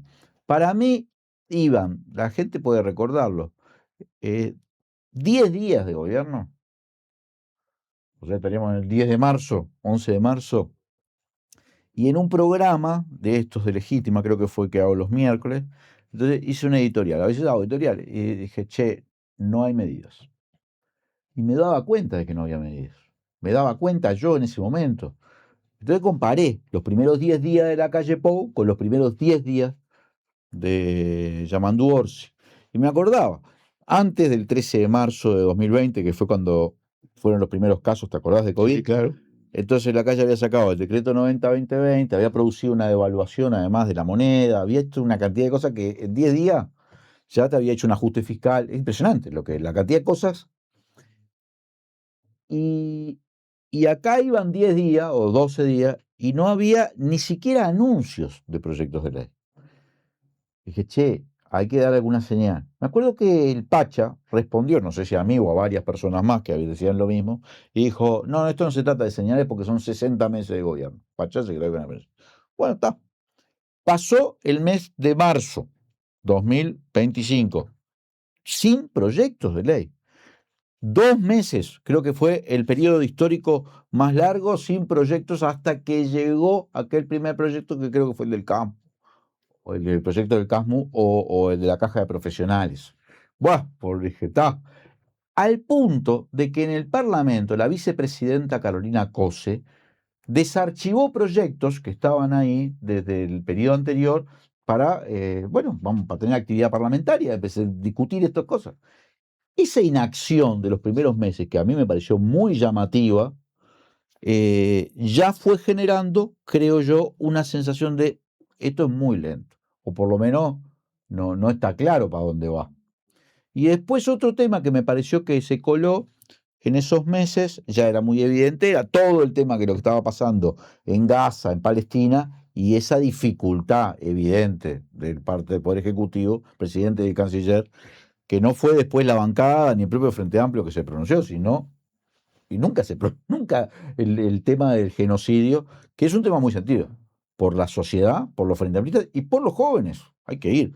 Tus hijos pueden saberlo en las facultades, en los pegotines de Palestina, sí, claro, están en todos lados. Clarísimo. No es, entonces, a mí me parece que esas cosas empezaron a generar como un estado de ánimo, llamémosle así. Es probable. Es probable. Ahí te tiro una hipótesis. No, pero mira que lo hemos analizado. A ver, yo lo viví en el Parlamento. Sí. Lo que tú señalás es correcto. Cuando tú decís, Carolina desarchivó, no, desarchivamos todos nosotros, porque fue una decisión que tomó la bancada. ¿Te acordás de eso? Sí, claro que me acuerdo, no, pero no solo por inacción del gobierno, sino porque es lo normal. Cuando termina tú lo sabes, cuando termina un periodo legislativo, se archiva todo lo que no se pudo resolver y luego el que viene desarchiva y comienza de nuevo el tratamiento. Pero cierto que durante meses no vino nada del Ejecutivo. Chasquete hizo la medida en ese momento, Sí. y creo que era el periodo donde, la primera vez que ha sucedido en años. A ver, no se puede comparar con el periodo de la calle, que venía con un programa conservador y restaurador. Tenía mayoría parlamentaria. Exactamente, y que lo ejerció con facilidad. Nosotros no teníamos los votos. Pero también es cierto que el gobierno, y te digo por algunos amigos que tengo ministros, llegaron y se encontraron con cosas que, y eso puede ser un error nuestro, que no esperaban. Con cuentas que estaban sin pagar, tú lo sabes, con compromisos que se habían hecho hasta el último minuto. Yo estoy pensando que hay que legislar para que en el periodo entre un gobierno y otro haya cosas que no se pueden hacer. No, eso fue una barbaridad. El plan Neptuno fue una cosa. Yo no estoy justificando, quiero aclarar, Yo creo que se cometieron y cometimos errores, porque yo me siento parte del gobierno, no me pongo la vereda enfrente, que pueden haber generado esa situación. Pero también es cierto que cuando tú ibas a hablar con los compañeros, la expectativa era como que este gobierno venía y cambiaba todo de un día para el otro. Bueno, por lo menos que devolvía el 2%. Tal vez. ¿Te acordás? Sí, tal Porque vez. son cosas que el otro gobierno, el 2%, ¿te acordás del 2%? Sí, claro que me lo acuerdo. sacó en los primeros 10 días. Exactamente. Y además fue a la televisión a decir que no era un impuesto, Exacto. porque en realidad, ¿te acordás que Sí, claro que me acuerdo. Nacho Álvarez le dijo, Claro que es que- de él, ¿no? Y entonces, y nunca se devolvió el 2%. No. Entonces, No. Claro, si vos te encontrás con una deuda de 1.000 millones que no habías calculado, no devolves el 2%. Vamos a hacer las cosas como son también. Cuando vos decís vamos a devolver el 2%, nadie te había dicho en el periodo de transición que aparte de todos los paquetes que ya te habían dejado, había aparte de $1.000 millones más que se debían, que te enteraste el 1 de marzo cuando entraste a la Casa de Gobierno. entonces ¿Sabés ¿qué? cuál La es el calle Pou dejó nos dejó una cama y ahora estamos Pero no tengas con duda. 25% de popularidad y él preparándose ya en su casa para asumir de fíjate nuevo. ese fenómeno. Y lo dije el día de la reunión con el presidente. Sí, Otra vez volvemos a las encuestas. sí, La oposición tiene baja aprobación. sí. ¿Y qué pasa con la calle Pou? No sé, pero él ya está Sigue- como. sigue acá arriba. Él ya está como Sigue acá probándose una banda. Sigue acá arriba. Fíjate qué llamativo. Y ni esto. aparece, ¿eh? Y bueno, es parte de la estrategia electoral. Fíjate qué interesante. La calle Pou se va con un gobierno increíble, lleno de actos de corrupción, o por lo menos de supuestos actos de corrupción, de todo tipo, escándalos de todo tipo, con un nivel de aprobación notorio. Notorio. También injustificable desde el punto de vista objetivo con su gestión. Así como te digo, yo no encuentro explicación para que tengamos una aprobación tan baja, tampoco encuentro explicación para que tenga una aprobación tan alta. Hoy la gente está diferenciando entre la oposición y la calle Pou. Porque yo creo que él, en forma muy inteligente, seguramente muy bien asesorado, se mantiene al margen de la lucha política. Y No, se pero está son generando, muchas perdón, cosas, Carlos. y se está generando. Controlan, aunque Sí, yo pero- sé que vos no lo podés decir, pero yo lo puedo decir. O sea, no digo que vos no lo podés decir, pero tal vez como por tu responsabilidad institucional es distinto a lo que yo. Yo considero que esto que hicieron desplazando a Alejandro Machado de la Fiscalía de Delitos Complejos y dicen que poniendo a Diego Pérez, al que acá mismo dijimos que había hecho perfiles de fiscales para mandarlo a Rodrigo Ferrer, que manejó el tema de Nuevo Comienzo casi con saña, que manejó el tema del Nico Sendoya, inexplicable, devolver un transmisor y hace 5 Totalmente, años que lo es tiene ahí. increíble. Y Mónica Ferrero, que cuando procesaron a Besosi prohibió que se hiciera público los motivos de procesamiento, que ha tomado todas las decisiones claramente, que el Partido Nacional la adora, consideran que es de ella. Y ahora pone a Diego Pérez ahí, para mí el tema Cardama, que está ahí, el tema Astesiano, el piso 11, Astesiano no, pues eso ya Sí, está. sí. Todos esos temas, y van ahí, y ya está, se va. No estoy seguro que no va a pasar nada, ¿no? Entonces, pasás de un gobierno que tiene un montón de casos sospechosísimos de corrupción, tenían a un tipo en la torre ejecutiva armando una asociación para delinquir, Sí, sí. y van a terminar zafando. Rompieron un expediente público en el piso 11, lo denunció una vicecanciller de ellos, ¿no? Y va a terminar zafando. Así también se protege la imagen, porque después tenés un escándalo nacional. Bueno, por porque el otro supuesto. fue compró. Pero a ver, acá tenemos. Yo puedo decirlo. Sí. Sea que tranquilo. Yo asumo la responsabilidad de decir que esta fiscal general a mí no me da ninguna garantía en estos momentos, con todo este tipo de actitudes que ha tenido. Y quiero tener confianza en el sistema. Y por algo, aparte, se la defiende a muerte en el Parlamento. Y no hemos podido avanzar en generar una sustitución definitiva o la permanencia, pero que sea definitiva. Pero hay hechos que rompen los ojos. Mirá A que ver, yo la acá- defendí acá- cuando le hicieron el atentado, No, pero eso una cosa son los narcos. Esas son cosas diferentes. Totalmente. Ahí, Ahí me parece espalda con razonable espalda. que vos la Ahí defiendas. Y que espalda esa con semana digas, pero hay otras cosas que. Pará, Sí. estos desplazamientos. Darle el caso de Charles Carrera a Sandra Flake. Después que el propio presidente había estado siendo denunciado falsamente, ella lo sabía y mantuvo abierta la Sí. causa artificialmente en plena campaña electoral. Exacto. O sea, no nos vamos a comer los mocos, digamos, ¿no? Perdón que hable así. No, pero el problema es que para hacer determinados cambios, tú lo sabes, se precisan determinadas mayorías que nosotros no tenemos. Y también dar luchas políticas, porque los blancos dan las luchas políticas. Digo, ¿cuántas veces lo hicieron? ¿Cuántas veces politizaron todo en la fiscalía, haciendo discursos, ¿no? Presionan así. Bueno, nosotros no. No, bueno. Y no quisiera hacerlo. Capaz que es una inocencia de mi parte, pero preferiría no politizarlo. Miremos para adelante. Perdón, Sí. Lo cual no significa quedarnos callados en la boca ante las cosas que están pasando. Que son cosas distintas. Perdón. Yo te entiendo lo que vos decís, que no querías hacerlo. Yo creo que uno no tiene que convertirse en su adversario. No tiene por qué tener la misma moral que su adversario, que no la tiene, por suerte. Tampoco puede ser que te pasen por arriba. Porque ya el Frente Amplio tuvo un vicepresidente que debió renunciar por... Yo no estoy diciendo que no haya cometido un grave error, pero un grave error que no tiene nada que ver con lo que pasó, que no era corrupción, porque no. De acuerdo. Y ahora, para mí también fue un error cómo gestionó todo este tema de la camioneta Orsi, pero soy capaz de distinguir eso, como he dicho, no es lo mismo una macana que una barbaridad. Traerte 400 kilos de pescado congelado es una barbaridad, las cosas que pasaron en el periodo pasado.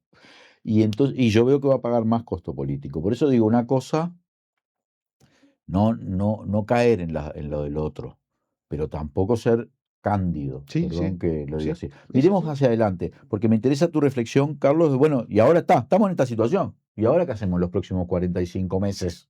O sea, ¿cómo el Frente Amplio sale de esta situación? Tiene un congreso, tiene rendición de cuentas, tiene mucho tiempo por delante de gobierno, ¿no? El Frente Amplio y el gobierno. Congreso y elecciones internas. Nada más. Sí. Que yo creo que a algunos les preocupa, a mí me encanta. Me encanta. En el caso de la elección interna, Fernando Pereira ya creo que ya está. Sí, pero cuidado. Fernando Pereira ha logrado el apoyo de todo el mundo. Y yo creo que está muy bien, porque fue uno de los que salvó al Frente Amplio de una situación terrible. Debe seguir siendo el presidente, pero la dirección del Frente Amplio se compone no solo por Fernando Pereira. Entonces, la composición del secretariado, de la mesa política, del propio plenario nacional no es menor. Yo creo que eso es lo que tenemos que decirle a los Frente Amplistas. El voto vale.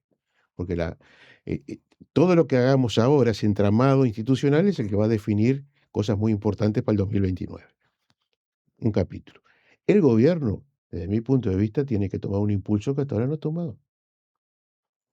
Y tal vez tenga que atreverse, esto ya es personal, ni siquiera mi sector, a dar algunas discusiones que capaz que las perdemos en el Parlamento, pero vale la pena darlas igual. ¿Cómo cuáles? A ver, no defino ninguna. ¿Qué te quiero decir con esto? Nosotros analizamos mucho los proyectos. Te pongo cosas, yo te pongo así. 1% que plantean los movimientos sociales, el impuesto, la sobretasa, caja militar. Pienso yo, cosas que se pueden discutir. Puede ser, a ver, puede ser estos o no. Sí. Otro. Lo que te quiero decir es lo siguiente. Nosotros a veces, y creo que razonable y responsablemente, analizamos, bueno, qué va a pasar con los proyectos de ley, tenemos o no tenemos los votos para sacarlos. Pues ese es un problema terrible. El no tener la mayoría nos limita muchísimo. Ahora, yo creo, y en el gobierno hay convencimiento también de esto, que algunas discusiones que capaz que se pierden numéricamente se pueden ganar en la sociedad. Porque quien vota determinadas cosas en contra, y no estoy poniendo ningún ejemplo específico, para no confundir el relato, como se dice ahora. Algunas cosas, votarlas en contra también cuesta. Sí, por ejemplo, la Universidad de la Educación. Ese es un buen ejemplo. Esta es una discusión que se viene ahora. Pero podría estar desde el año pasado. ¿Te acordás que sí, bueno, pero los procesos... Está bien, dale. Hay prioridades. ¿Acordás lo que pasó con la UTEC? Me acuerdo perfectamente. La UTEC no iba a salir. No, pero hubo legisladores del Partido, sobre todo nacional, del interior, intendentes. Bueno, yo hablé con el Cacho Vidalín. ¿Y por qué pasó? Cacho quería votarlo, ¿lo votó? Exactamente. ¿Qué fue lo que pasó? Que la presión vino desde la sociedad sobre los representantes. Sí. Entonces, la UNED, que yo creo que la UNED va a salir, va a tener mucha resistencia y va a salir por eso mismo. Y capaz que hay otros proyectos que a priori los vemos como proyectos de izquierda, así bien concreto lo que estoy diciendo, Sí. Que tal vez digamos, no, pero no nos van a votar. Pero no sé si logramos... Bueno, Lula mandó la reducción de la jornada laboral. Bueno, y capaz que hay que mandarla. A mí me encantaría mandarla. Con determinadas gradualidades y atendiendo determinados sectores, yo creo que hay que mandarla. Sí, estamos hablando siempre de proyectos serios, no estoy diciendo... Exactamente, no estoy hablando de demagogia. Ahí está. Cosas que sean realizables, porque la gente aparte no es tonta y se da cuenta cuando vos mandás una bandera, una consigna o algo que realmente vale la pena Sí. pelear por ella. Porque también tenemos que lograr conectar con la sensibilidad de izquierda y progresista que hay en la sociedad, que es tal vez la que no se siente hoy representada por los actos de gobierno. Porque, a ver, fíjate esto. El presidente es el Yo presidente. coincido con eso que estás diciendo. Yo creo que la que no se siente no se siente tan representada es la sensibilidad. Sí, pero de yo izquierda. comparto que es así. Porque creo que es lo que sentimos. Entonces, me parece que hay que tomar el centro de la, como yo digo, el centro de la cancha, empezar a jugar en serio, y sí vas a tener conflictos, y sí vas a tener grandes discusiones con la derecha. Oh, bienvenida sea, si estamos en una democracia. Pero tenemos que atrevernos a ir un poco más de lo que ya hemos hecho. Además, la derecha está yendo cada vez más a la derecha. Sí, yo estoy un poco preocupado en ese sentido. Y no ideológicamente solamente, porque se está generando. Mirá, vos mirá lo de los fuiste camioneros contemporáneo también. En 2005 perdieron el gobierno después de un siglo y pico. No eran tan agresivos como son ahora. No, esto que están haciendo ahora es insultante, pero ya el periodo pasado, incluso con el Sí, gobierno eran sí, insultantes. pero ahora es. No generalizo a todos, cuidado. Sí. Pero hay una actitud de agresividad, hasta tomando hechos que a veces son menores, que vos decís, pues esto no da para tanto. Y se terminan transformando en una explosión de ira, de enojo, de barbaridades. Lo que pasó el otro día con el diputado Juan Martín Rodríguez diciendo públicamente que Danza es un delincuente, en un tono que aparte es un disparate. Sí. Yo lo conozco muy bien a Juan Martín. Me llevo muy bien con él. No logro entender por qué esos desbordes, que después los tuvo en sala, al punto que tuvimos que parar la sesión. El presidente tuvo que parar la sesión porque era un descontrol emocional. Pero no es casualidad, no es un acting, como algunos dicen. Es una actitud que está teniendo una parte importante de la derecha uruguaya.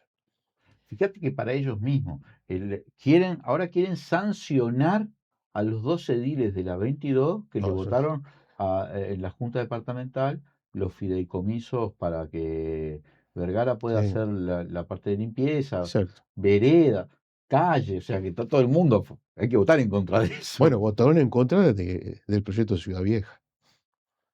Sí, Y no votaron en contra de otras cosas porque sabían el costo que pagaban. Pero acordate que no le votaron el fideicomiso el Fondo Capital, ¿te acuerdas? A Carolina Cose, que significaba, entre otras cosas, el cambio de calidad de vida de una cantidad de gente en varios barrios. Que ahí sí lo votaron en contra. Sí. Bueno, a ver, esa es la derecha que hoy tenemos. Y en Por el eso. Parlamento, mirá que si pueden, van A por veces yo todo. pienso, Carlito, nos quedamos sin tiempo, pero pienso Perdón. que ese arrastre regional y mundial, capaz que hace esta ola media fascista, media derechista, que acá tiene también sus expresiones. No llegarán al nivel de Bolsonaro o de Milei, por ahora. No, por ahora no. Por ahora no, pero que claramente tracciona todo. Y me da la sensación de que también está traccionando a la izquierda. O sea, la está llevando a un lugar de centro que ya pierde contacto con su propio electorado. Lo que dice Caetano el otro día, no sé si lo leíste. Sí, yo leo mucho a Caetano. Sí. Me interesa. A ver, yo creo que la izquierda tiene que hablarle a la izquierda. Sí.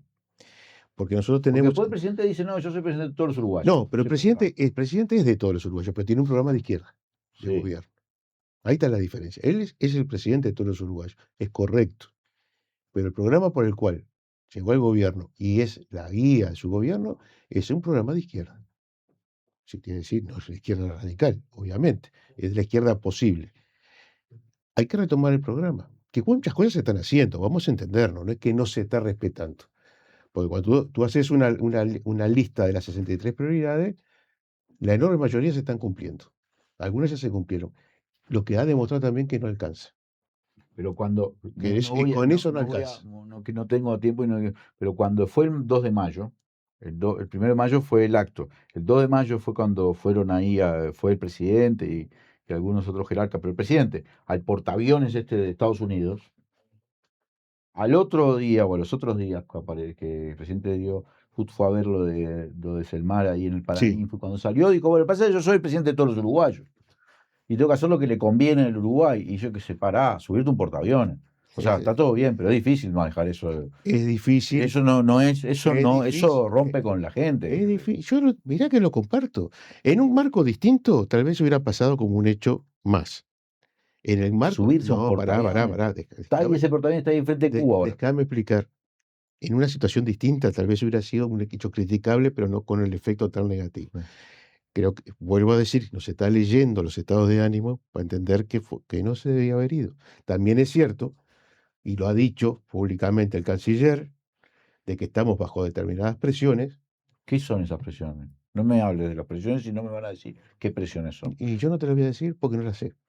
Porque él dice eso de las presiones. Pero alguien, vuelvo a decirte, alguien podría negar que a partir, como te vuelvo a decir, del 3 de enero no hay presiones extraordinarias de Estados Unidos, sé que hay sobre América presiones Latina fundamentalmente. Sí, claro que hay presiones. Que hay presiones, pero una cosa son las presiones. No, Carlos, perdón. Pero Carlos, vos sos un militante de toda la vida. Presiones era lo que tenían ustedes en el año 75. Esos son presiones. Y nadie renunció a sus ideas, ¿no? Y nadie está renunciando a las ideas. Ah. Te digo, yo no. ¿Vos me entendés lo que digo? ¿Querés que te confiese algo? Sí. A mí me invitaron a ir al portaaviones. ¿Y no fuiste? No. Bueno, oye, mira. Carlito Varela, gracias por habernos acompañado. No fue al portaaviones y vino a Legítima Defensa segunda dosis. Vamos a un corte y ahora charlamos con Víctor Hugo Popia velando acá en Legítima Defensa segunda dosis. En estos 35 años nos pasó de todo. Parece que fue ayer. Venía a ayudarme. Despedimos el pasado y bienvenimos el futuro. Café. ¿Me das uno? ¿Cuánto te debo? 350 pesos. Está Caribe. Pero hay algo que no cambió. 35 años y todavía no se aviva. Algún día te vas a avivar. Macromercado. Lo mejor está por pasar.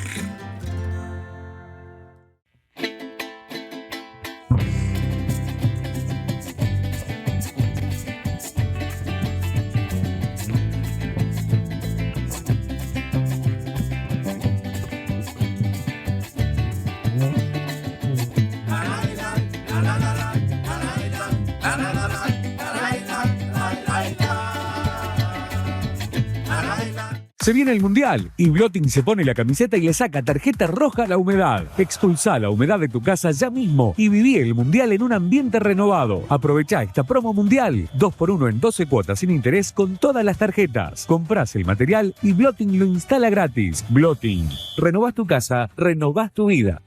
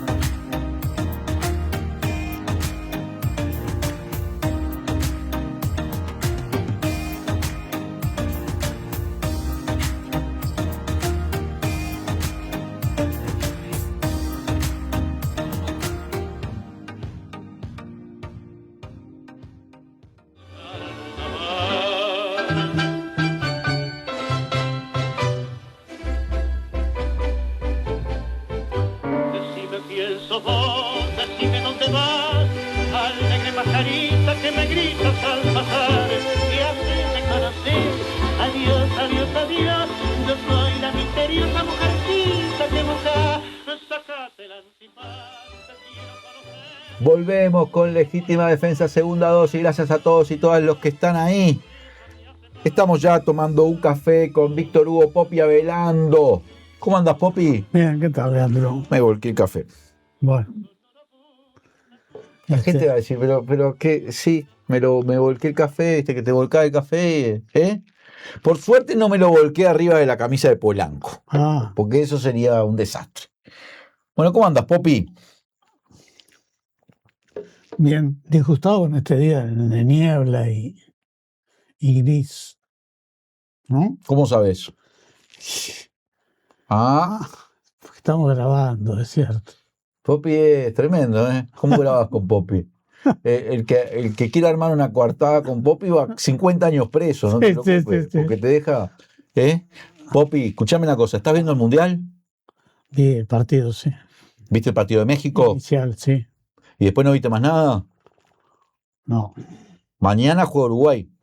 Mañana juega Uruguay. Lo voy a ver, por supuesto. 19 horas, ¿no? Sí, contra Arabia Saudita. ¿Y qué me decís del Mundial? ¿Nada? No, está ¿Estás así con esa insatisfacción el amigo Trump. Está difícil de bancarse este Mundial, ¿no? Viste que la UEFA le dio un partido importante al juez somalí este. Sí, el Paris Saint-Germain contra el Aston Villa. Acá tenemos expertos en deporte que nos pasan desde el otro lado de... Sí. Pero Paris Saint-Germain contra el Aston Villa. Pero será, yo sé el canal Es para limpiar la imagen de la FIFA, lo sacan del Mundial y dicen, ay, no podemos hacer nada, bueno, vamos a darle un partido del PSG contra el Aston Villa. ¿Sabés qué quedé pensando? Héroe en Somalia ese. ¿Te acordás viste que Irán tiró un Apache abajo, no? Eso dice Estados Unidos. Sí. ¿Quién tiró un Apache abajo? Los somalíes tiraron 2, ¿te acordás? Sí, no, un Black Hawk. Sí, bueno. El halcón negro, le decían, ¿no? La caída del halcón negro se hizo una película. Sí, eran 2. En Mogadiscio. Capital de Somalia. Y seguro por eso que no dejaron entrar al árbitro. Por eso, es por eso, porque tienen todos los traumas. Todos los traumas. A los jugadores de Irán no los dejan quedarse en Estados Unidos. Tienen que quedarse en México. Yo te digo, así como hicieron bloqueo en Rusia, en las Olimpiadas, en la Unión Soviética del 80, ¿no? Hubo un bloqueo ahí. Sí. Acá tendría que haber habido un bloqueo de algunos países, ¿no? Claro, la plata es mucho. ¿Bloqueo? El único bloqueo que hay es contra Cuba. No, pero yo te digo lo que pasó en otras instancias con otros países, ¿no? Boicot me estás hablando. Me decís bloqueo y yo entiendo. No, el boicot es la palabra justa, sí. Porque es terrible lo que está pasando, ¿no? Con ese mundial. Además, a los jugadores de Uzbekistán, ¿viste lo que le hicieron, no? Los cachaban, No, son musulmanes o sospechosos, ¿no? ¿Qué otro país musulmán está jugando ahí? Hay muchos, ¿no? Sí, pero ahí, no sé, está Irán. Arabia Saudita, ¿que vamos a jugar nosotros? Pero Arabia Saudita de los buenos. Pero es la monarquía de los Saud. Son de los buenos, es la monarquía buena. Es bueno. Bueno, ¿vos viste a ganar alguna vez contra la monarquía de Arabia Saudita? No sé. ¿De los gobiernos? Mirá que son de los que siguen ¿cómo se llama? La Sharia. Sí. Pero yo me acuerdo, yo que sé, a Luis le cayó volando contra Venezuela, Cuba, Irán, pero nunca contra Arabia Saudita, que es una monarquía eterna, ¿no? Y no hay elecciones. No, porque ahí gobierna el wahabismo, se dice así o algo así. No sé cómo se pronuncia, pero es una doctrina ultra conservadora del Islam, que es de ahí, de los suníes de la península arábiga, y que siguen estrictamente lo que dice el Corán y la Sharia. Entonces, yo no sé ni si pueden, por ejemplo, las mujeres no sé si pueden manejar en Arabia Saudita. En Irán sí. En Irán, pero Arabia Saudita. En Irán son chiíes, estos son suníes. Sunitas, sí. ¿Y los de Afganistán qué son?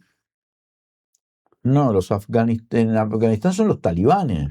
Claro, pero es la misma teoría. Las mujeres... No, ¿qué teoría? La misma. El wahabismo, Poppy, yo no soy un teólogo, y menos un teólogo de ese lugar, pero el wahabismo es una cosa que surge ahí, asociado a un Pero yo imán. creo en contra de las Y restricciones. que hizo una alianza con la Casa Saud hace 5 siglos, 4 siglos.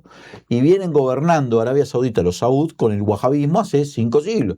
Y son una doctrina muy conservadora, muy de ultraconservadora. Entonces ahí sí que las mujeres no tienen derecho de ningún tipo. Creo que de todos los países ahí, entre Arabia Saudita y Afganistán, te digo que la pelea está a ver quién es más Tiene peor, sí. Sí, pero además pero lo que sí es claro es que tienen el petróleo y están arreglados con los yanquis hace muchos Hablando de años. religión, ¿sabes qué? Una cosa que un día me gustaría conversar, que me parece muy interesante, es la encíclica del Papa León XIV, sobre Sí. el tema de la inteligencia artificial. Sí, la leí. La leí. Sí, fue hace unas semanas. Sí, hace unas semanas, claro. Pero está interesante eso. Está Sí, está interesante bueno. incluso para ver, porque yo creo que hay, incluso en los gobernantes nuestros hay cierta ingenuidad con la tecnología y la inteligencia artificial, ¿no? Porque el problema es, y que lo plantea el Papa, y estoy de acuerdo, es quién maneja, cuál es la gobernanza de eso, ¿no? Porque el tema es cuál es la gobernanza. Porque hasta ahora la inteligencia artificial, incluso en la medida nuestra, uruguaya, o la tecnología, solo ha servido para beneficiar a la gran capital Y a los Estados Unidos. y a los Estados Unidos. No. Bueno, Peter Thiel dice que tienen que ser usadas para eso. Que chau. ¿Cómo es? Manifiesto tecnofascista que hizo ahí en internet. Creo que de hecho el Papa le responde un poco a él, porque él tiene una empresa que se llama Palantir. Sí. Y el Papa habla de Gandalf. Entonces, bueno, para los que no lo leyeron, hay una saga muy famosa de la literatura inglesa que se llama El Señor de los Anillos, Sí. de Tolkien. Son una cantidad de libros, pero El Señor de los Anillos es como la trilogía fundamental. Entonces, hay unas piedras ahí que se llaman Palantir, que son como si fueran bolas de cristal, pero que te permiten ver todo a la vez y además contacto con el Sauron, no importa, el mal. Y uno de los que tiene un Palantir es un mago que está en una torre que se llama Isengard. Y ese mago, que es el jefe de los magos, Saruman, tiene un Palantir y ha sido cooptado por el mal. Y el mago que se opone se llama Gandalf, que es el mago bueno, un Istari, Gandalf el Gris. Y entonces cuando la empresa de tecnofascistas se llama Palantir, simulando la bola de cristal que es capaz de mirar todo y controlar todo simultáneamente, porque es una empresa de control, ¿no? Sí. El Papa hace esta encíclica y habla de Gandalf, y lo cita a Gandalf. O sea, que es obvio que es como un diálogo que tiene Claro, entre pero yo te aterrizo acá en Uruguay. me querés aterrizar y estamos hablando de la encíclica del Papa, y que sí, es algo que está Para aterrizarla, porque hablando acá con Dios. nuestros gobernantes tienen una visión naif de la tecnología. Entonces se creen que resolviendo un polo tecnológico resolver los problemas de la gente. Claro. Y vos ves qué ha significado el avance de la tecnología, acá los tótems en las mutualistas, los cajeros automáticos. Sí. ¿Han mejorado la situación de la gente? ¿Le dan más libertad a la gente? ¿O solo sirve para favorecer a los capitales? Porque no pagan BPS, no tienen aportes sociales, ¿no? Popi, acá los empresarios no quieren control, no quieren llenar una guía electrónica, los camioneros, porque dicen que es complicado, que no saben usar una app. Acá cuando les conviene no entienden nada, y cuando no les conviene te meten la inteligencia artificial.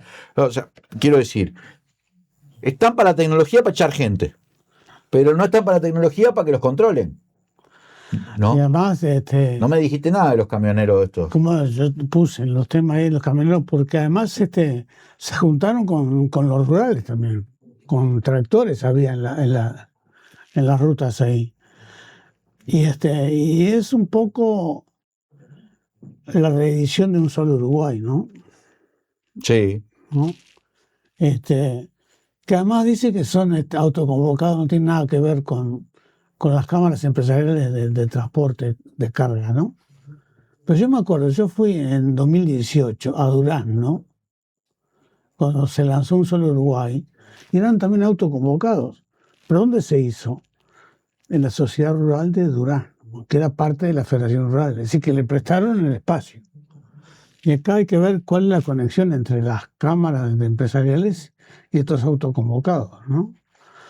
Que además, yo creo que hay otra cosa que es interesante para ver cómo se maneja el gobierno también y las fuerzas sociales, porque está este despertar de la derecha que no quiere control, pero también sabes que está el planteo que hicieron la OIT, la Cámara de Industria y la Cámara de Comercio y Servicio, que incluyeron a Uruguay en la lista negra, esa de 21 países, ¿no? Que supuestamente no cumple con los convenios de la OIT. Vos lo explicaste en un programa allá, es que acá es por exceso de cumplimiento, ¿no? Porque ¿qué es lo que pide? Y que ahora la OIT se lo está pidiendo Uruguay, que derogue la parte de la negociación colectiva, ¿no? Algunos artículos porque dicen que el Estado, al participar de la negociación colectiva, favorece a los trabajadores. O sea, viola... la neutralidad, digamos. No sé, viola los reglamentos de la OIT, pero para el otro lado. Pero la OIT, yo qué sé, yo no sé por qué hay esa idea de que la OIT, si dice la OIT, hay que cerrar la boca y aceptar. La OIT está conformada por trabajadores, empresarios y gobiernos. Y la mayoría de los gobiernos no son progresistas en el mundo, ¿no? Y los empresarios tampoco. Entonces, obviamente que hay resoluciones que son buenas y son conquistas del movimiento obrero o sindical, pero hay otras que no. Entonces, tampoco es palabra santa la OIT. No entiendo por qué esa idea de que si lo dice la OIT, bueno, a callar, ¿no? Los empresarios están exigiendo que se quiten regulaciones laborales, que la negociación colectiva sea cada vez más débil. No quieren cumplir... Bueno, los empresarios piden eso en las cuestiones laborales y en todo. Ahora veo que el gobierno está un poco para darle alguna, ¿no? Porque a mí esto de la ley de la competencia me tiene preocupado. No sé vos qué pensás. El gobierno Odone lo plantea. Los artículos no los conozco todavía. Yo tampoco. No. Van a ser más de 200, según dicen, pero sí sé que se llama Ley de Competencia y baja del costo de vida. bajo del costo de vida. Y que Odone lo planteó como si fuera el buque insignia, dijo. Y yo ya veo lo que va a hacer eso. Pero hay dos cosas que quiero nombrar de eso. Primero, ¿viste? Desregula, ¿no? Entonces, por ejemplo, en medicamentos. ¿Desregula? Por ejemplo, en medicamentos, en químicos y en comidas, vos tenés que hacer un registro cada 5 años, ahora pasa a cada 10 años. ¿Ves lo que yo digo? Eso es lo que yo digo. Ya me imaginé que venía por ahí. Van a empezar a bajarle regulaciones. Sí. Y eso es justamente lo que hizo, viste, que Milei hizo eso, un ministerio de la desregulación y la transformación de... Eso de quitar regulaciones para bajar el costo es darle vía libre para que los empresarios hagan cualquier cosa, sobre todo en la importación. No, yo no digo que no exista exceso de trámites burocráticos, pero hay que tener cuidado con esas cosas. Lo vi tan emocionado a Odone que me preocupó. No, pero hay que ver la letra chica de las cosas. No, va a ser tremendo. Espero que no sea tan tremendo como me imagino. Pero hay una cosa que decía, no sé si leíste la entrevista que le hicieron a Gerardo Gaetano, ¿no? En búsqueda. Sí, lo leí, sí. Que piensa que el gobierno piensa más en los empresarios. No sabes que yo soy un periodista serio, que leo las cosas. Yo también. Y bueno, entre los empresarios, hablan para los empresarios, le preocupa más a los empresarios quienes lo votaron, ¿no? Eso dice Gaetano. Dice del gobierno entero. Del gobierno. ¿Y vos qué pensás? Y yo qué sé, si esta ley, hay que ver todo el articulado, ¿no? Pero ya eso que duplicar el plazo de que expiren los productos me parece complicado, ¿no? Después puede tener alguna cosa, no sé, positiva en cuanto a las pymes y eso. Pero también hay que ver esa desregulación si no significa también flexibilizaciones a la hora del trabajo, ¿no? De lo laboral. Porque además, viste, todos los empresarios le han planteado, vamos por el buen camino, pero ¿qué falta acá? la desregulación laboral, ¿no? Eso es lo que falta. Entonces yo no sé si no hay algún experimento de eso ahí, en esa ley que va a venir. Pero y además me parece que cuando el problema acá es discutir qué va a pasar con la rendición de cuentas, ¿viste? Eso me parece que es más importante. Y espero que Orsi se haya quedado para discutir eso, porque viste la discusión de no ir al Mundial, está la discusión de economía con ministerio a ministerio, ¿no? Para ver de dónde reasignan. Lo que yo no sé, y tengo la duda, y pregunto a ver si es ¿quién hace la reasignación? ¿El Ejecutivo manda algo, un articulado que reasigna o solo los diputados? No, el Ejecutivo puede mandar un proyecto articulado donde tiene que mandar una rendición de cuentas. Saca de acá y pongo allá. Sí, pero después los diputados además pueden modificar eso. Y los legisladores pueden modificar eso. En el marco Lo único que no pueden hacer los legisladores es aumentar la dotación de recursos que manda el Ejecutivo. Si el Ejecutivo manda 100, no pueden ponerle 110. No. Eso es prerrogativa del Ejecutivo. Lo que sí pueden hacer es reasignar. Y además hay entes, los del 220, que tienen la posibilidad de mandar su propio proyecto. La ANEP, la universidad, en fin. Y en teoría los legisladores pueden votar también de esos entes. Nunca se vota. No lo sé, pero pues siempre se pelea. Acá Carlos Varela no cerró la puerta. Me acaba de decir hace un ratito que él cree que puede llegar a venir una partida más que lo que ya se supone que sería. ¿Qué? ¿No le crees? Es el coordinador de bancada del Frente Amplio. Sí, yo le creo, sí. Pero también debo decir que no veo actitudes. Ni el presidente ha dicho una palabra sobre eso, ni Economía ha dicho una palabra sobre eso. Te voy a decir que no sería gasto cero, ese Varela. Ya no es gasto cero porque... Es gasto cero. Bueno, está. Sí, dice que él cree que puede haber una partida adicional. Adicional a lo que ya hay. Bueno, eso... Yo no lo sé. Si es así, O'Donnell dice que no. Pero él interpreta eso de las palabras del presidente. Pero si me haces la trampa, decir, le vamos a dar más recursos a... No es trampa tampoco. No, pero si me haces la trampa, yo le voy a dar más recursos al MIDES, pues le saqué a defensa, a transporte, le saqué yo que sea a otro ministerio.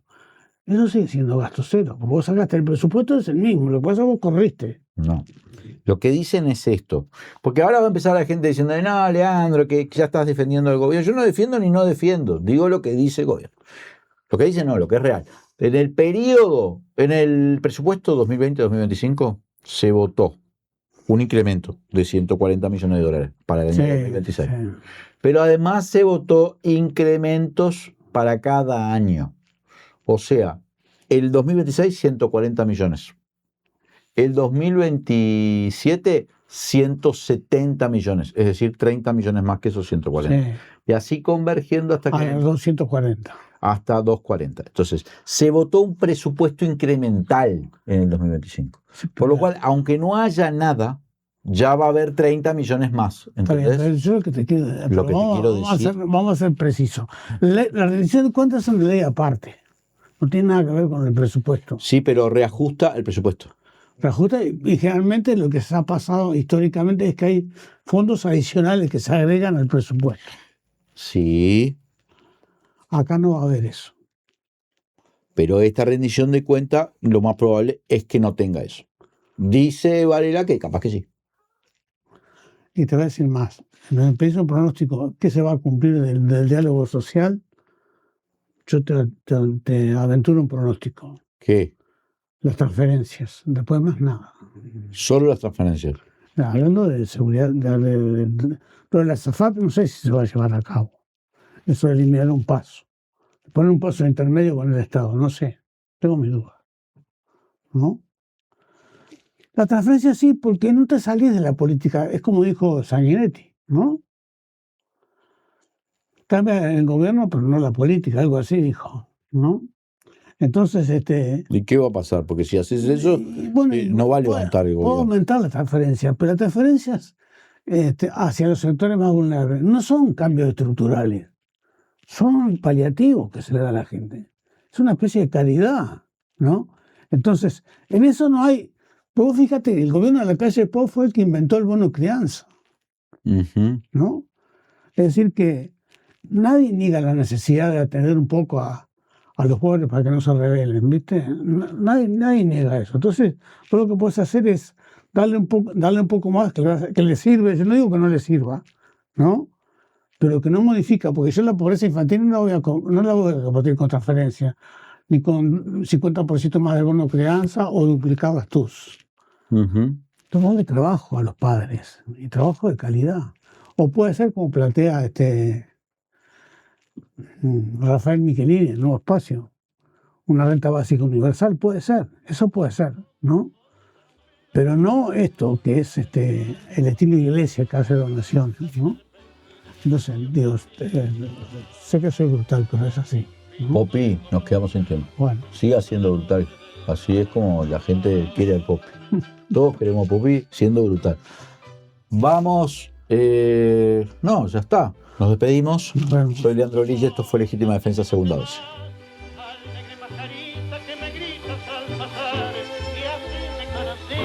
Adiós, adiós, adiós, yo soy la misteriosa mujercita que busca. Sácate el antifaz, te quiero conocer, buscando por el polvo, buscando mi ansia. Tu risa me hace mal, mostrate como sos, mostrate tus sentidos todo el año.